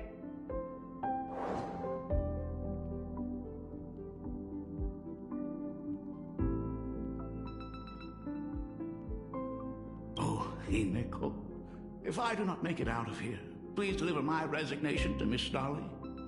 Tell her I will not be coming in tomorrow, which is really no different from any other day.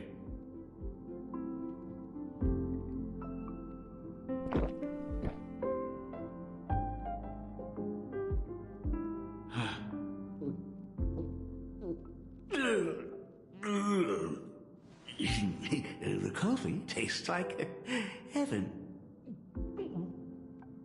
Oh, want another cup? Himeko, Miss Dolly told me that back when you were a school assistant, you used to bring a massive pot of coffee for everyone every single day. They still talk about it to this day. It would be selfish of me to keep this all for myself. I simply must bring some back for the other teachers to sample. I am afraid it will be long cold by the time you get it to them.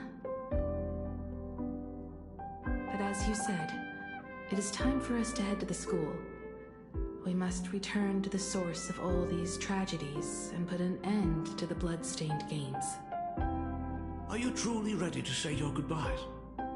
We can stay a little longer if you like. We still have plenty of time. We should go now. I have been ready for 15 years.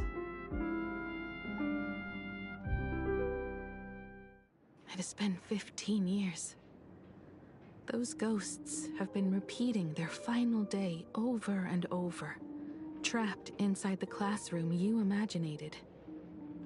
Even if they are merely shadows of the past, they deserve to be set free. Oh, you're right. Let us use one final goodbye to close the chapter on the Herald of Death incident.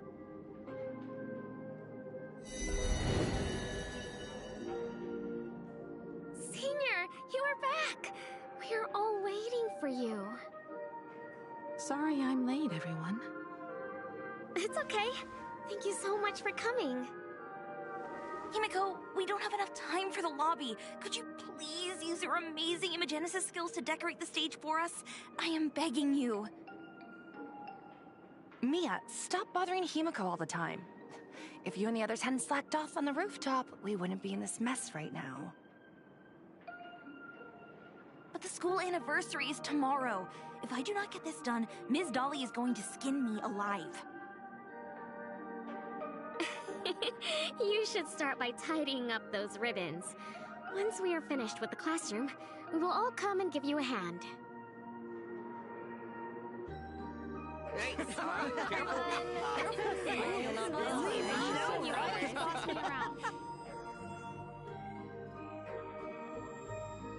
wait, did you hear that? It's him. He's back again. Everyone, hide! Don't let them find us! Run, Senior! The Herald of Death is back! Don't be afraid, Belle. I'm here. No more running away. We don't have to face any Herald of Death anymore.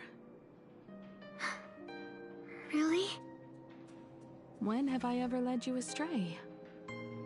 Look, even the Dean has arrived. Let us run through the anniversary program one last time. Right now? But we still have so much left to do. The decorations are nowhere near finished. Oh, it is all right. We have plenty of time. This sunset will linger for a very long while. Just long enough for us to finish our celebration. I hereby declare that the Graphia Academy anniversary and the graduation ceremony of 1984 has officially begun. Since the other grades are not with us today, we shall keep the proceedings simple. According to our school motto, every student must truly understand their purpose before they depart from these grounds. Students, have you all discovered who you wish to become? Why so serious? It's only a rehearsal. Well, in that case, I'm going to be an artist. And not just any artist. I will be even better than you, Senior. I plan to study at the Intelligentsia Guild. I want to learn how to create even more interesting imaginae. I want to study cinematography and become a director. I want to capture every single moment of happiness in the Arcadia. I hope that in 10 or even 20 years, you will all still hold these dreams close to your hearts. And now, please welcome our distinguished graduate representative, Himeko, to the stage to offer her final blessing to the graduating class. Our senior is doing this? That doesn't happen a lot. Himeko? Are you nervous? Relax. Give us a smile. I do not know what to say on an occasion like this. All I know is that this is a comfort the living leave for themselves. But take that step forward. Go and embrace tomorrow.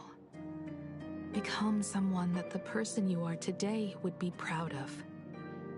Congratulations to the class of 1984.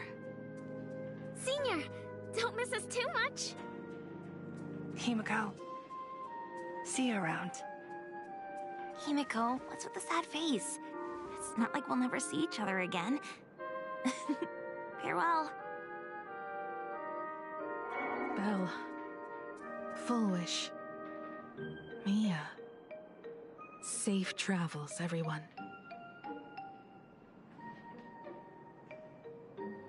15 years.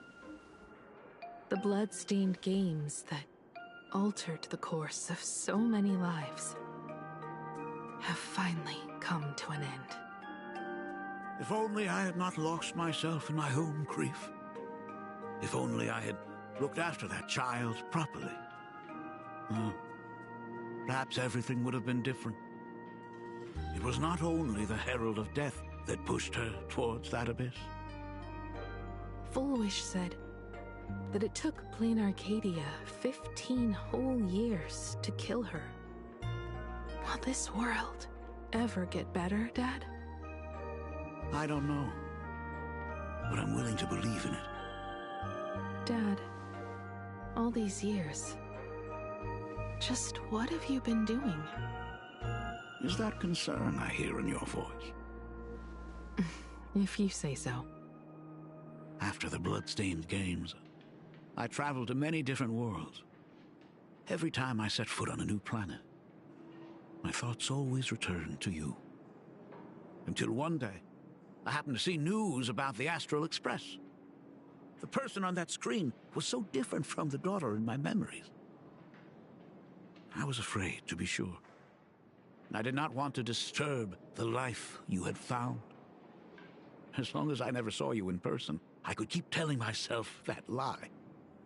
My daughter had fulfilled her dreams to soar among the stars. Von Walk? Owenly? New Londinium? Step by step, I made my way into the very bedtime stories you used to tell me. Were they beautiful? In this vast universe, nothing holds more beauty than the lands en route, yet to be reached. You may have been a poor excuse for a father, but even so, thank you for setting me on this trailblazing path. Same here. Thank you for fighting so hard to be here alive. It's still early. Huh? Let's have a walk around the campus. I have something very important to tell you. But it can wait. Something very important? No.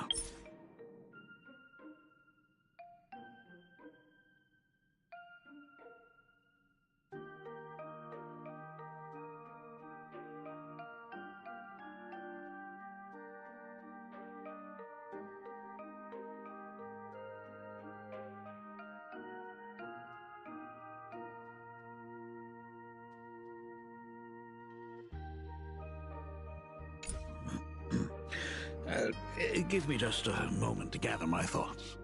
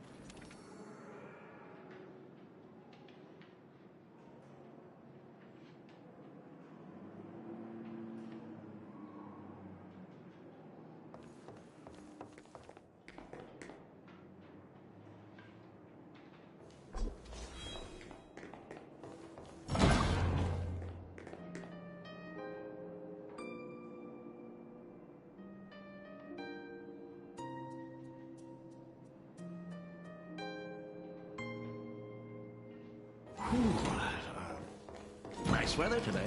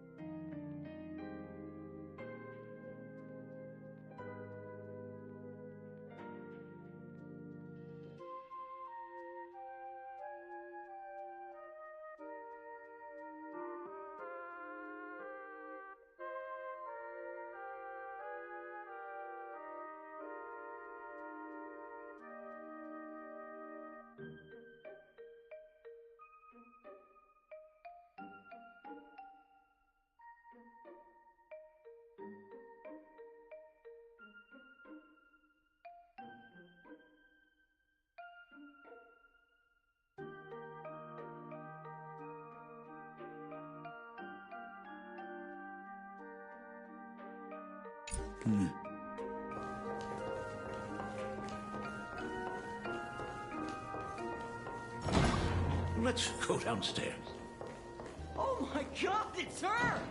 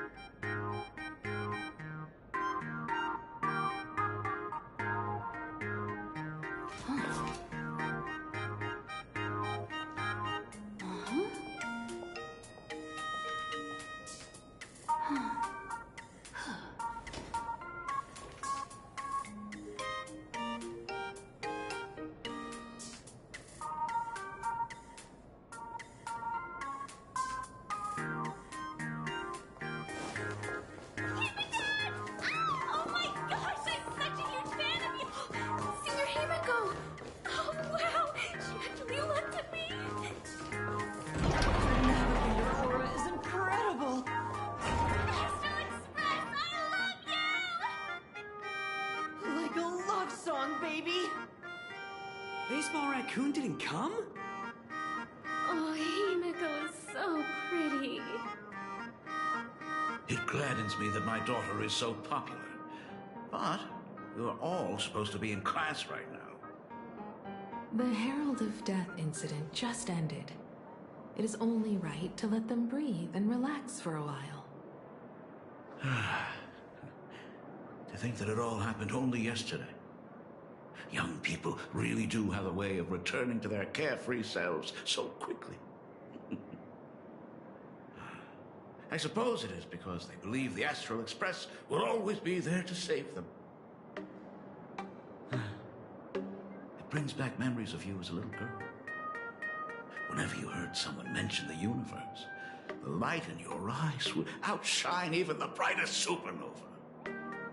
That is true. The very first Imagine I ever brought to life was modeled after the rocket atop the Phantom Moon's head.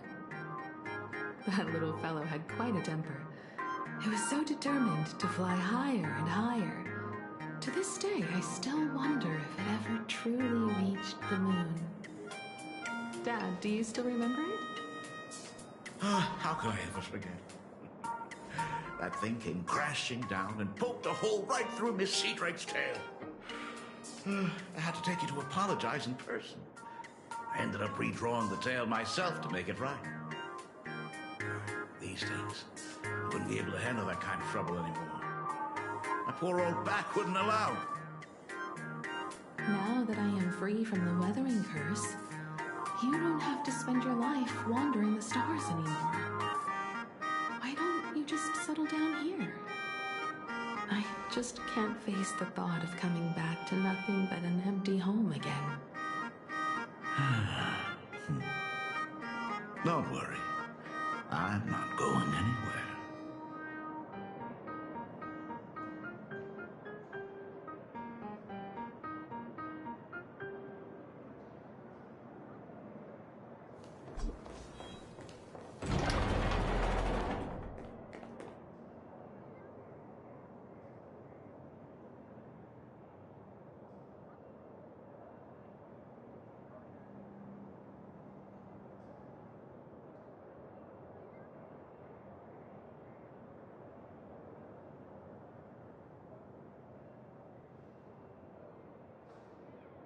The Imagenesis classroom is ahead.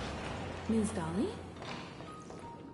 I never noticed it before, but on closer inspection, this classroom is so much bigger than it used to be.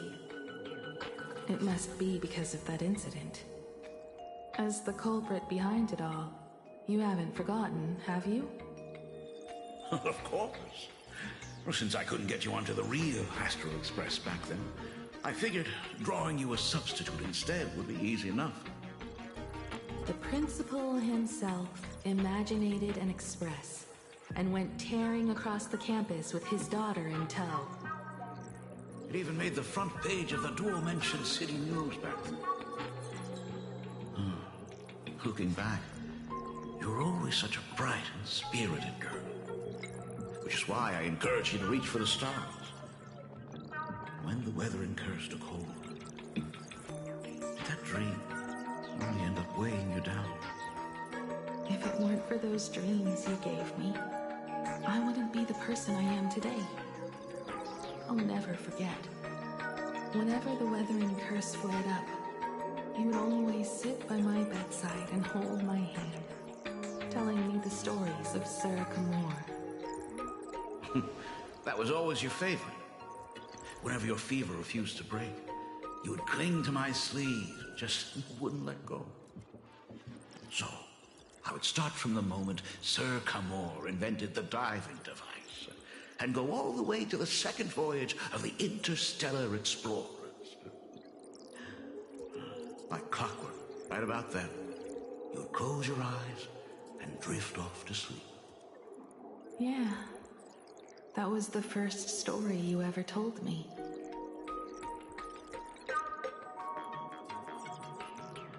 And the very story that helped me make up my mind.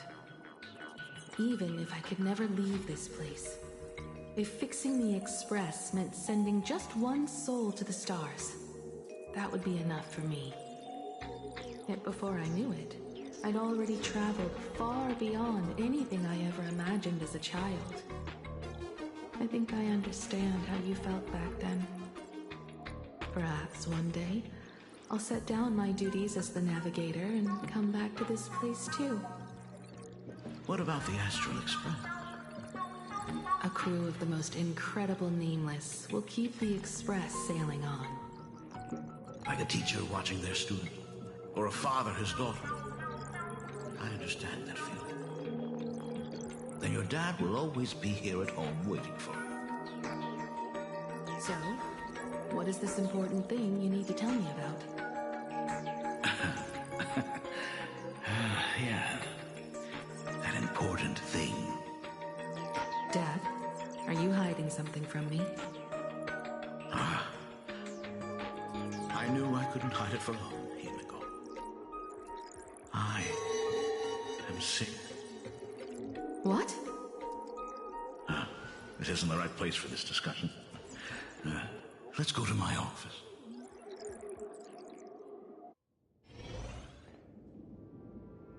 So... It's the Weathering Curse. I know what you're about to ask. I do not share the Graphia lineage, which is why I believed I could find the demon from beyond and save you and your mother.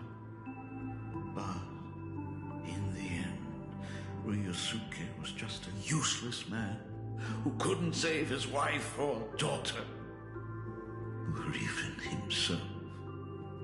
Tell me, what happened in the past 15 years? You've seen my portfolio, haven't you? Those worlds are just like plain Arcadia. Every single one of them has fallen victim to the demon from beyond. In those places, luck is a very real thing, and the demon from beyond can manipulate misfortune. What does that even mean? In ways beyond comprehension, you feel misfortune crashing down like a tidal wave. Solar storms, diamond rain, system failures, one disaster after another. But if you make it out alive, bizarre strokes of luck come swarming back to you. And so the cycle repeats, washing over the world, tearing it apart. It sounds more insane than the Phantasmoon games. The universe is sheer madness, beyond all reason. I survived over and over, yet my body has become as fragmented as Graphia once was. Is this his way of torturing the rebels? I don't know. But by the time I realized it, there was no escape. Why didn't you tell me earlier? I could have reached out to the IPC's doctors. It's no use. I've been chasing after him my whole life. I know him better than you do. Himiko, remember when you first learned to paint? I told you then why we must paint the beauty that we see. Because the ugly, the despicable, and the cowardly, they endure forever through evasion, like beasts driven by survival. Beauty remains ever fleeting, just as heroes find their end in sacrifice, and stars dissolve after they shine. Humans have surpassed their animal nature. We face our pain and our end to win a dignity that the vast universe cannot ignore. So we must capture what is noble and bright to show that such things truly lived. As for the barbaric and the low, they will endure regardless, needing no witness to their existence. But Himiko, you are no longer the one who paints. You have become the very splendor that I strive to capture. Fate works in mysterious ways. I'm so glad to see you once more in my final moments, watching you fulfill your childhood dream. You are standing before me as the navigator of the Astral Express. I should have come back earlier. I'm so sorry. I am the one who came back too late. I've thought about it 1,000 times. On that final night of the Bloodstained Games, if only someone had been there to sit by your side. After everything, does this tardy father still even deserve to hear what his daughter wants to say? If you're willing.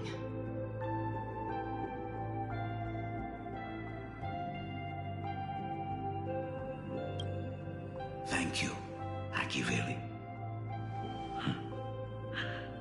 Thank you, Himeko. All of this happened after you went away. You were jumping from one job to the next, and for 4 long years, I had heard nothing from you. During those 4 years, I found the stranded Express deep in the canvas world and kept trying to repair it. Watching the Phantom Moon grow fuller, I remembered the mask that had been handed down through our family for generations. If I could claim victory in the Phantom Moon games, then perhaps by harnessing the divine authority of elation, it might just be possible to set the Express in motion once more. But the Herald of Death was a complete madman, and he smashed every dream to pieces.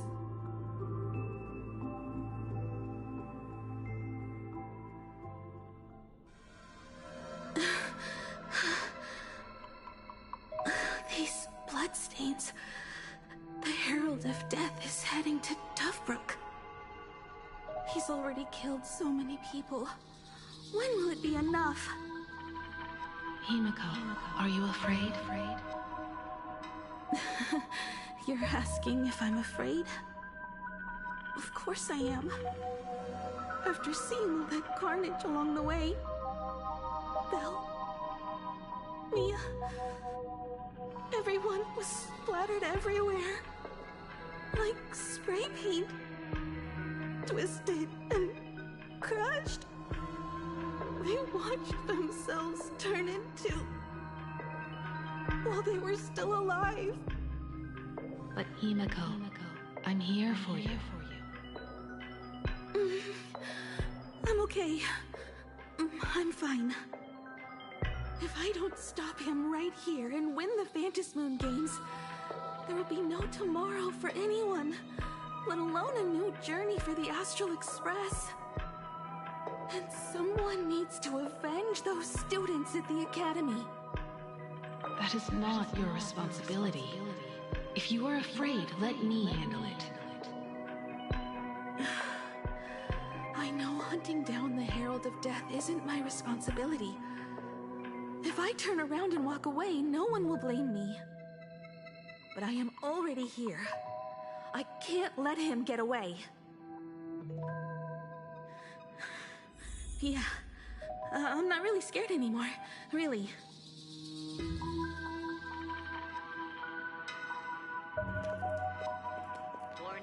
Warning. Rogue supplicant has entered Dovebrook.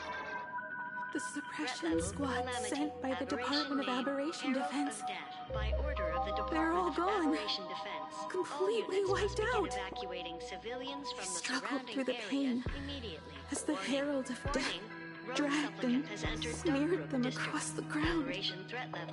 But these stains... Is he really so far gone that he's using himself as paint?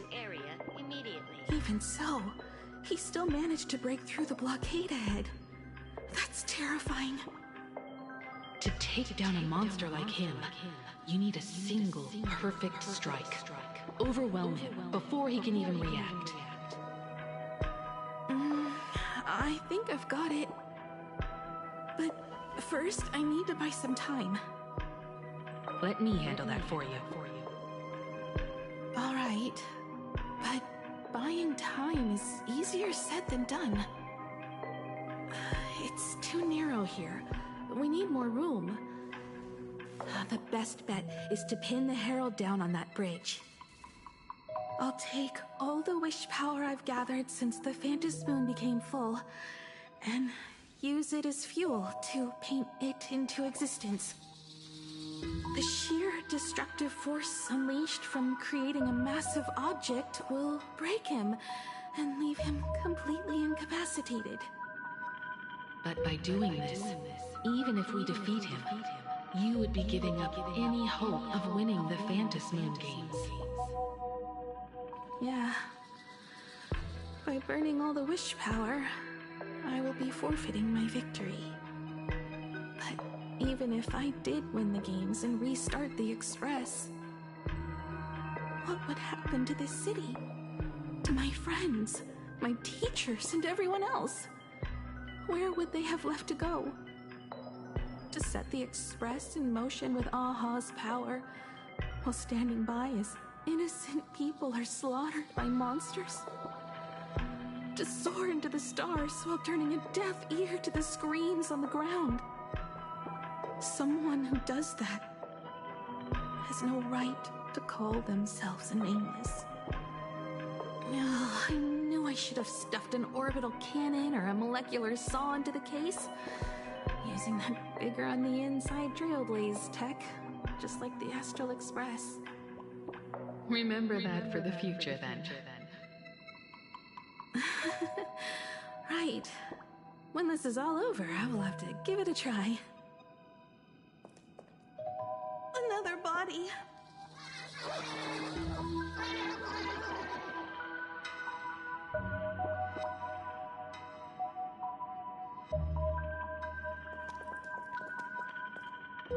Black Birch.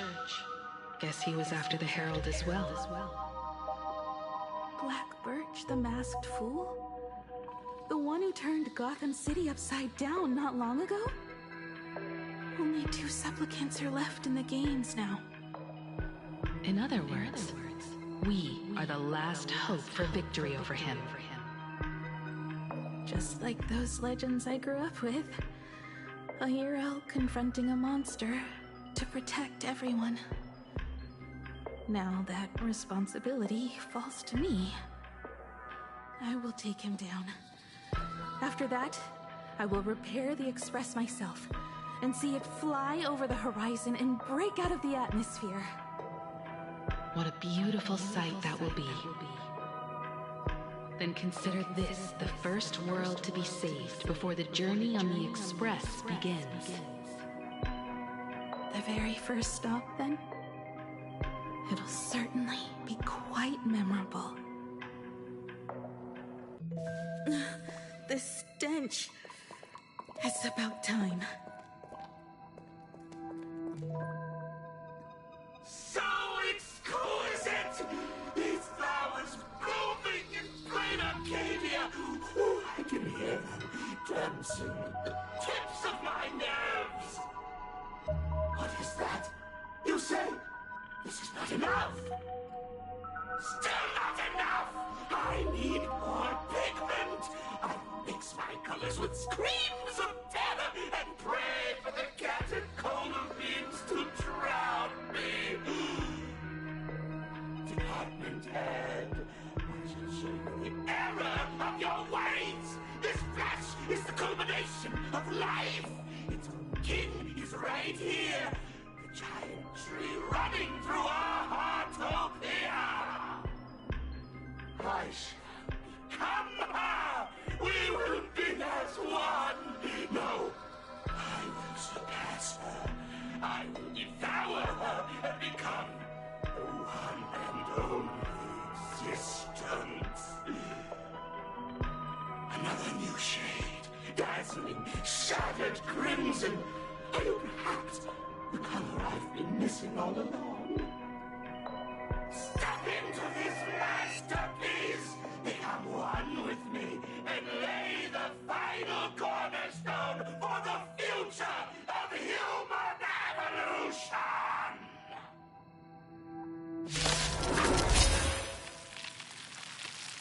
Stop right there.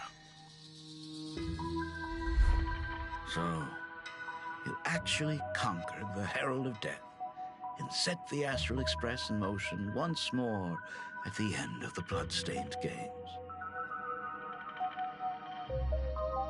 And I believe in your bravery. When confronted by death, you will undoubtedly choose to resist. But you were so frail and sickly. How could you possibly defeat the Herald of Death who slaughtered every single supplicant? And how could you hope to repair such a massive, stranded express? Well, the answer is clear. It would be impossible for you. That is,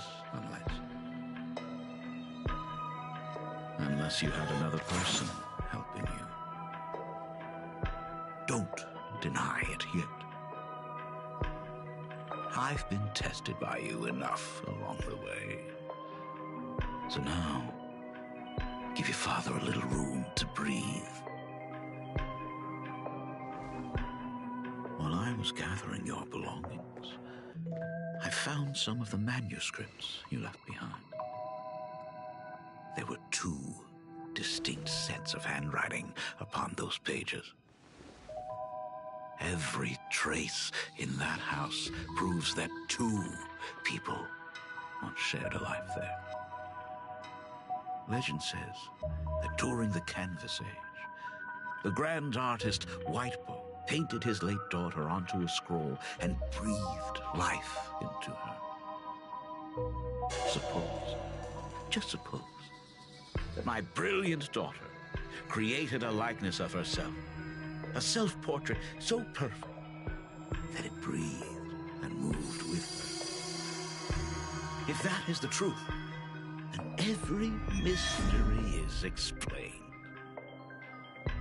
During that night of the blood-stained games, a girl at death's door and an imaginary she created followed the trail of the Herald of Death all the way to Dovebrook.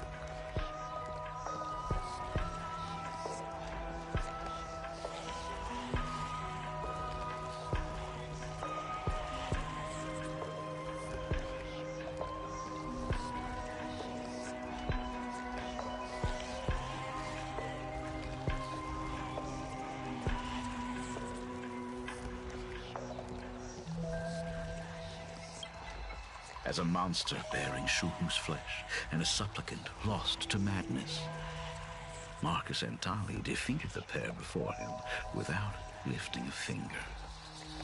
Driven by pure instinct, he slowly closed in on them. He intended to use their very lives as pigment to paint a new bloody blue. Little did he know that he was walking straight into a trap of their design. The moment he drew near, a massive iron fist was imaginated from the sky above. It crashed down and crushed into dust. It was the night of July 22nd, 1984, of the Arcadian calendar. A colossal shockwave radiating from Dovebrook district shook the earth. As the dust settled, a strange urban legend found its way into every corner of the world. Over 10,000 sightings reported a giant arm descending from the sky that evening. In the hours that followed, the Department of Aberration Defense confirmed that the Herald of Death was completely incapacitated. Theories were endless. Was it a divine act by Aha? Or a weapon built by the IPC? No one knew for sure. Yet the silhouette of that giant remained etched in every mind as a testament to heroism. It was just an arm. Yet beneath the brush of a girl who yearned for the stars, it became an extension of humanity's reach.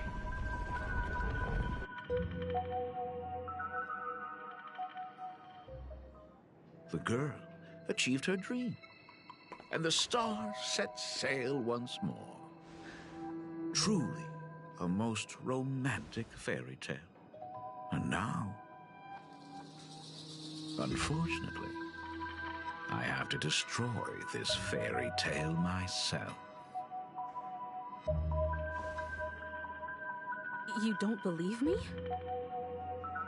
I have no idea who you truly are.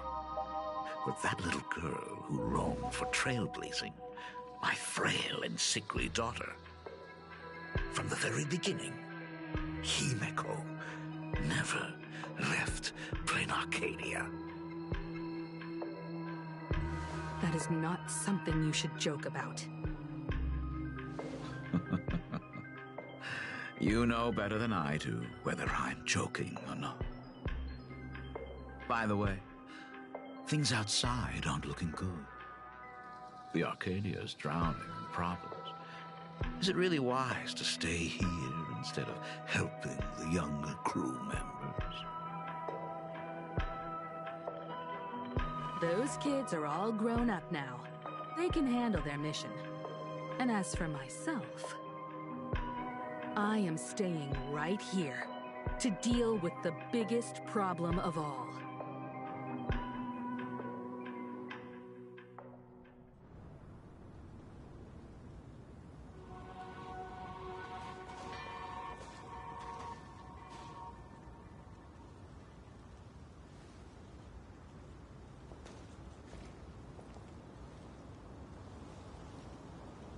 Are you intending to stay here until the outcome is revealed?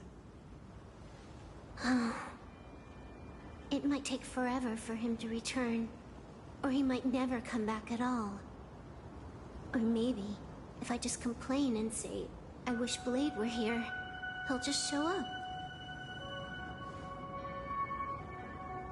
Anyway, it was his choice.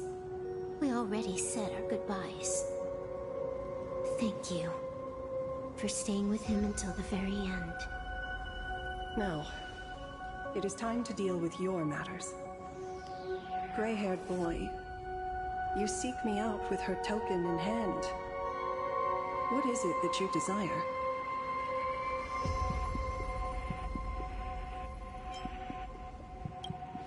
I don't quite follow. Our first meeting was just before we took the boat here. I only answered the call of wish power because of that mask. The one painted by Evanesia. Without it, I would not be here. So, who is this me you speak of? Me, of course. Not you again. A Mimi will always be a Mimi.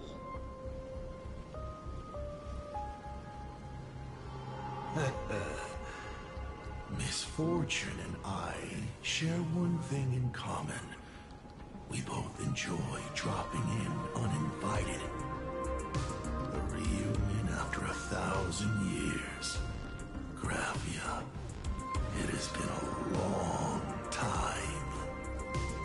A Sat Pramad.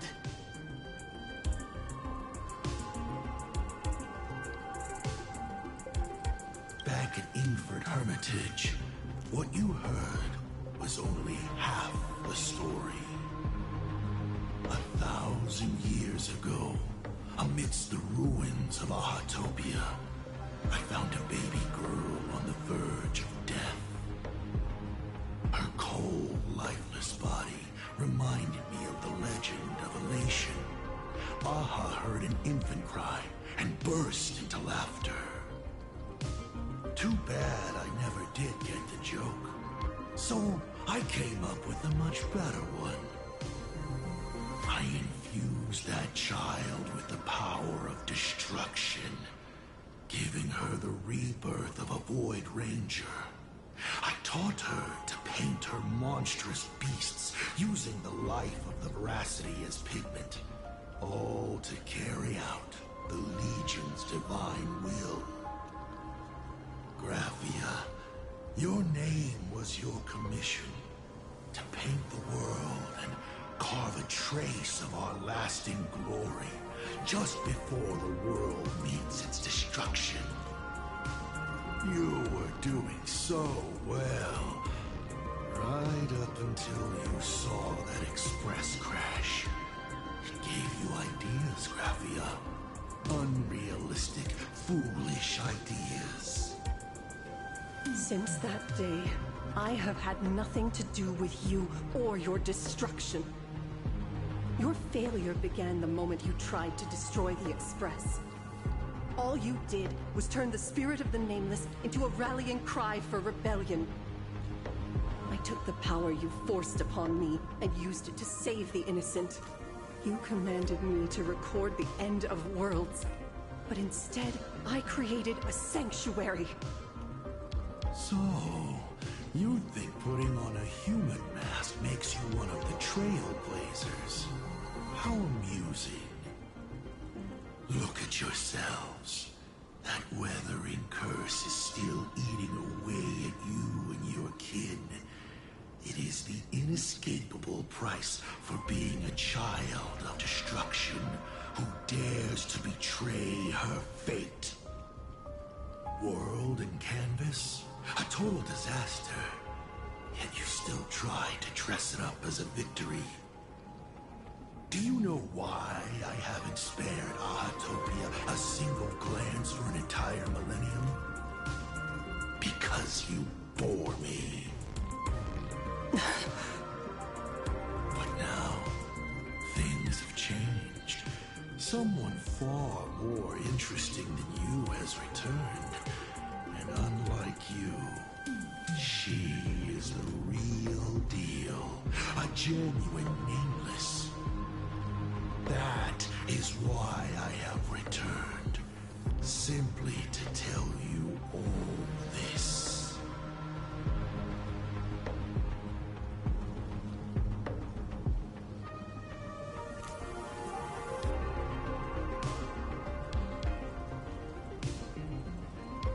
Himiko? I've had my fill of this drama. Now, I'm dying to see how your face handles my fist. For 1,000 years, I have painted them over and over again.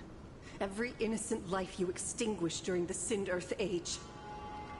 Tell me, Asat Pramad, are you prepared to face their fury?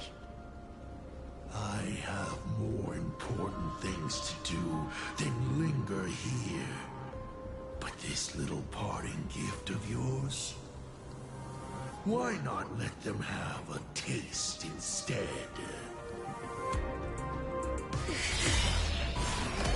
Come forth. Demonstrate your defiance.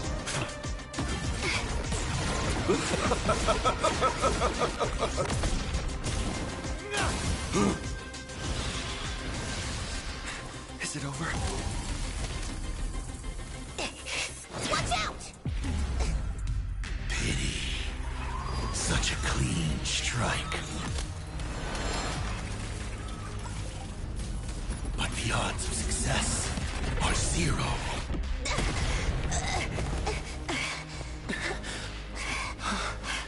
The restraint check failed? A 1 in 10,000 chance. The moment I cast the dice, the outcome is fixed. Remove the mask, protagonist. It doesn't suit you. As for you, your end is decided. Farewell. Sorry. I have failed. Minions of destruction! I will drive you all from this world! We must force her back to her senses. Here it comes! Unlimited fire power! It's coming! Ready, set! Fighting the West Wind away we go! Laughter is humanity's anthem.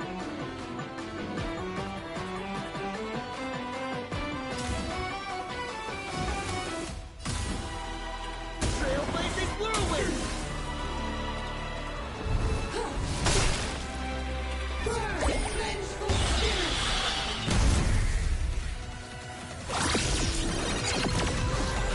Do we have to go full force? Of course not. That is exactly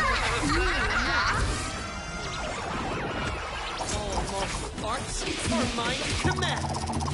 You're done! Wipe the floor with Your moment to shine. Light it up! Right now! The stage is yours! It's all about the thrill. Absolute top-tier play. Let me teach you some moves. Get all that?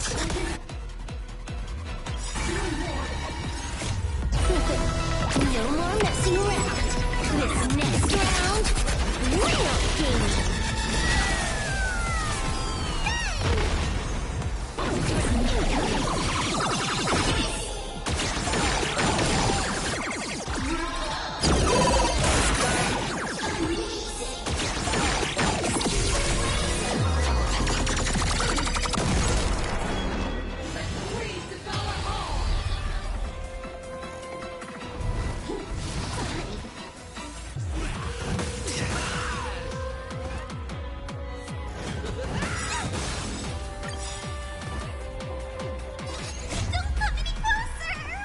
Move aside, amateurs.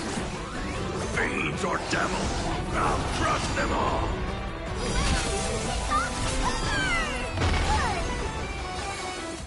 Delivering one. It's coming. Are you gonna let me win? Away we go! Trailblazer, yeah!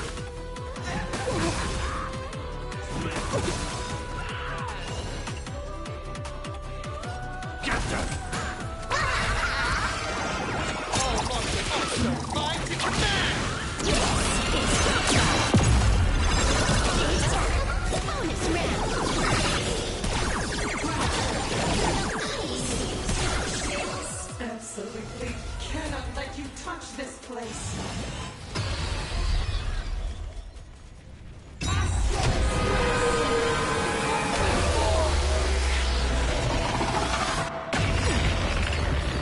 We need to finish this fast and catch up to Asat Hamad. Looks like I have to use level 999 one more time. No need for that. If a sword is needed, let it be mine.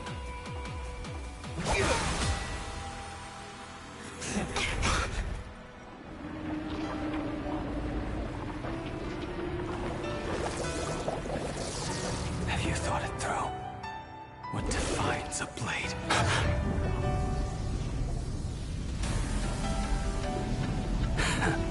The sharpness that endures after all has worn away.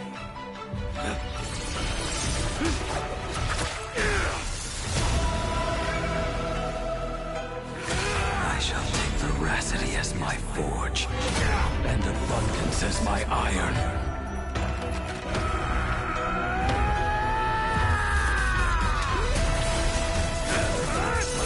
Die a thousand deaths. Tempered into a blade!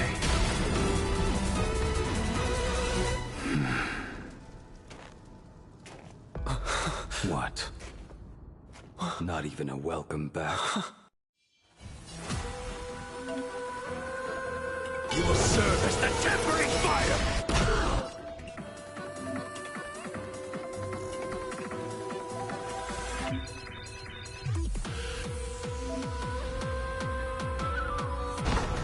No way! Blade! You answered my prayers!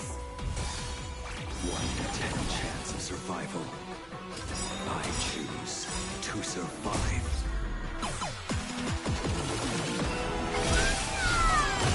You will serve as the tempering fire!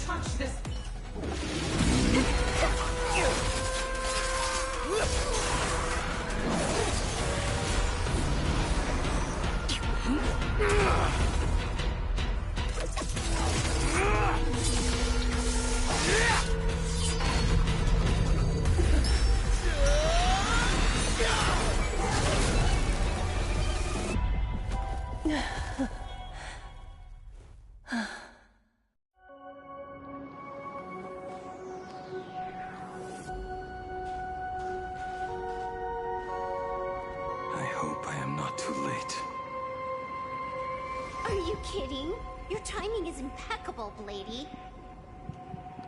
But isn't this a bit much? How did you even change outfits? What happened down there?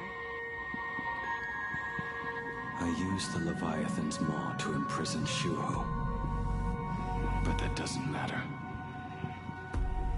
What matters is that you made it out alive and got the job done.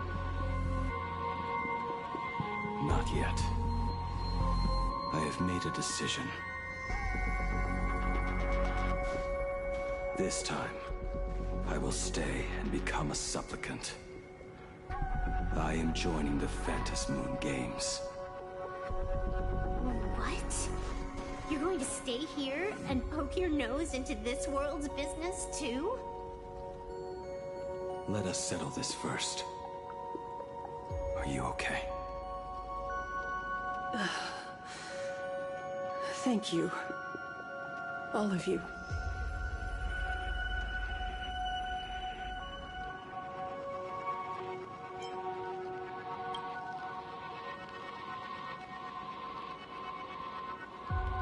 As long as the canvas remains, Asat Pramod cannot kill me.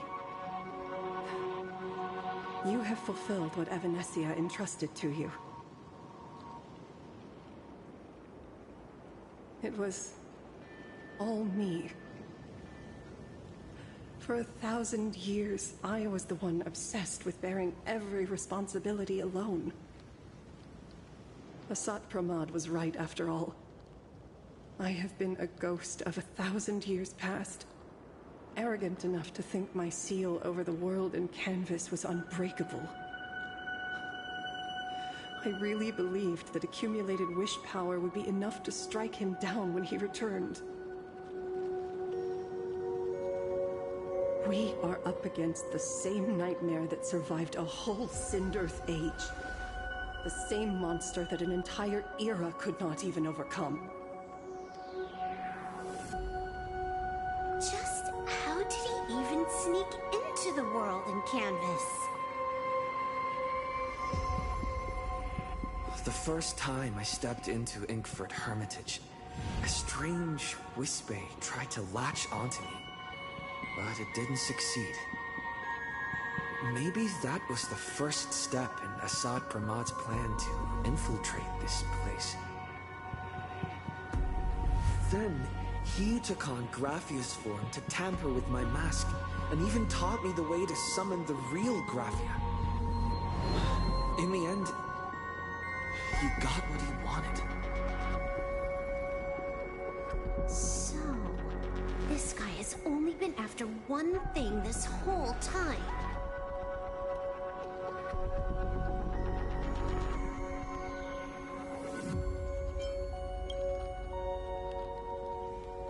And to awaken the husk of the veracity, we need to leave this place as soon as possible. The giant maw that swallowed me is starting to stir. But he mentioned he had something more important to do. What is that even supposed to mean? He has so much on his plate, no way he can split himself into pieces and handle everything at once, right? 1,000 years ago, the demon lord from beyond invaded Ahatopia. The power he unleashed was beyond all comprehension. He could appear in places thousands of miles apart at the exact same time, as if he possessed countless incarnations. What? He said he was meeting a genuine nameless. Himiko! She's in trouble!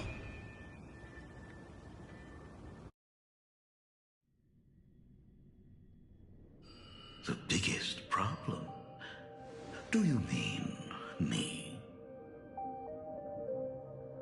You said that classroom was a secret place of your own creation, yet Full Wish seemed to know everything about it. You are far too familiar with the Express, yet there is no way my father could have ever set foot on it. And another thing, when we first met up earlier, you said it had been 15 years. But my father clearly left much earlier than that. Your story is riddled with holes. Or rather, you never even intended to pretend. You are the only person I can never seem to lie to. And about that last point, it was just a slip of the tongue. Stop this pathetic act. You are not him. You who dare to impersonate my father, show your true self. It seems our pleasant little father-daughter chat has come to an end. Buying time, keeping me pinned down. Oh, you played your part well along the way. If I proved to be more dangerous than anticipated, you would be right there to shield your companions. But, Navigator, you still overlooked one possibility. The most fatal one of all. Why don't you try to guess at what exact point did I take Ryusuke's place?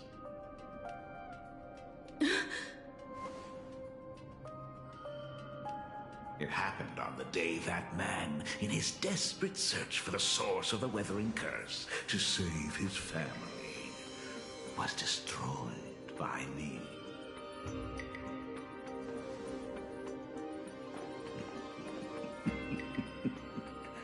That year, Himeko was 6. At her mother's funeral, she met her father for the first time. You are lying. I have told you only one lie in all these years, my dear daughter. Nice to meet you. I'm your father, Ryusuke.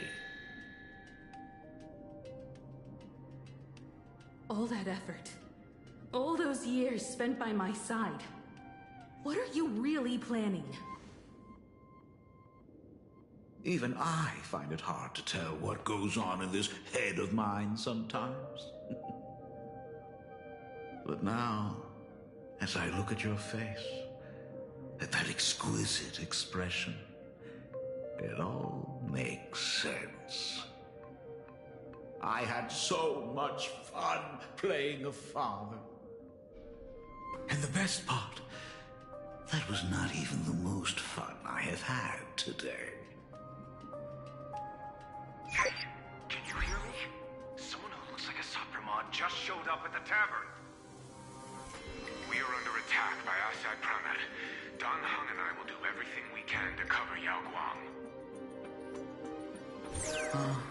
I've played along this far, so why not make it interesting?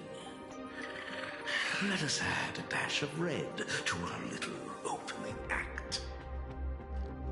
You have proven your theory by tearing off the mask of Ryusuke. As a courtesy, it's now time to strip away your disguise. The ugliest lie of the Trail Plains. The truth that has been hidden for 15 years. When the Phantom Moon is full again, I will be there as I have promised.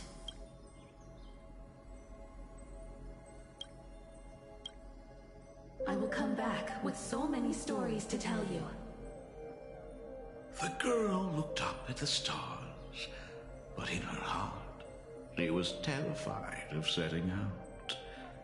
She was afraid of the universe, and even more, she was afraid of the weight of responsibility. In the end, she left her wishes to someone else. As for her, she chose to lie in a grave and stay in the Arcadia forever.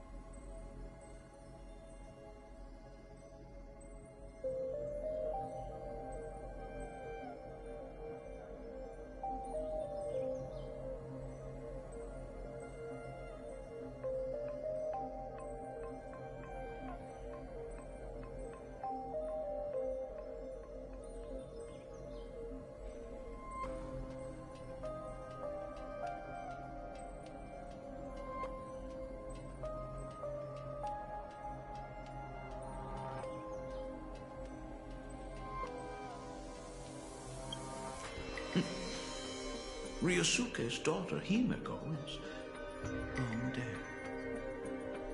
When she saw how vast the stars really were, she ran away. Just as the trailblaze will always converge with the destruction, culminating in awe-inspiring obliteration.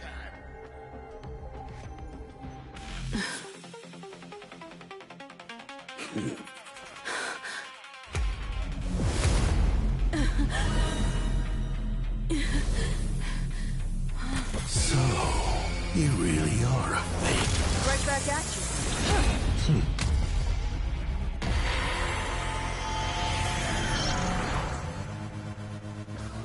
O denizens of this Arcadia, lost in its splendor, once I beheld the Astral Express rise again towards the stars.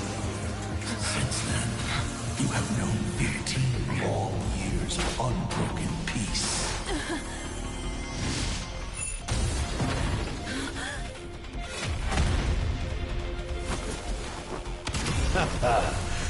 It's been a while, old friend.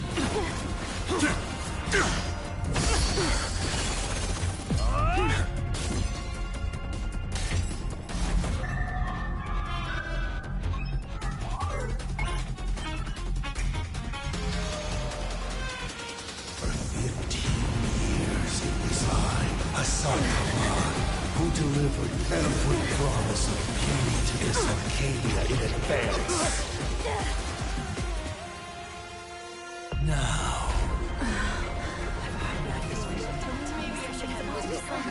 Please indulge in these long overdue surprises.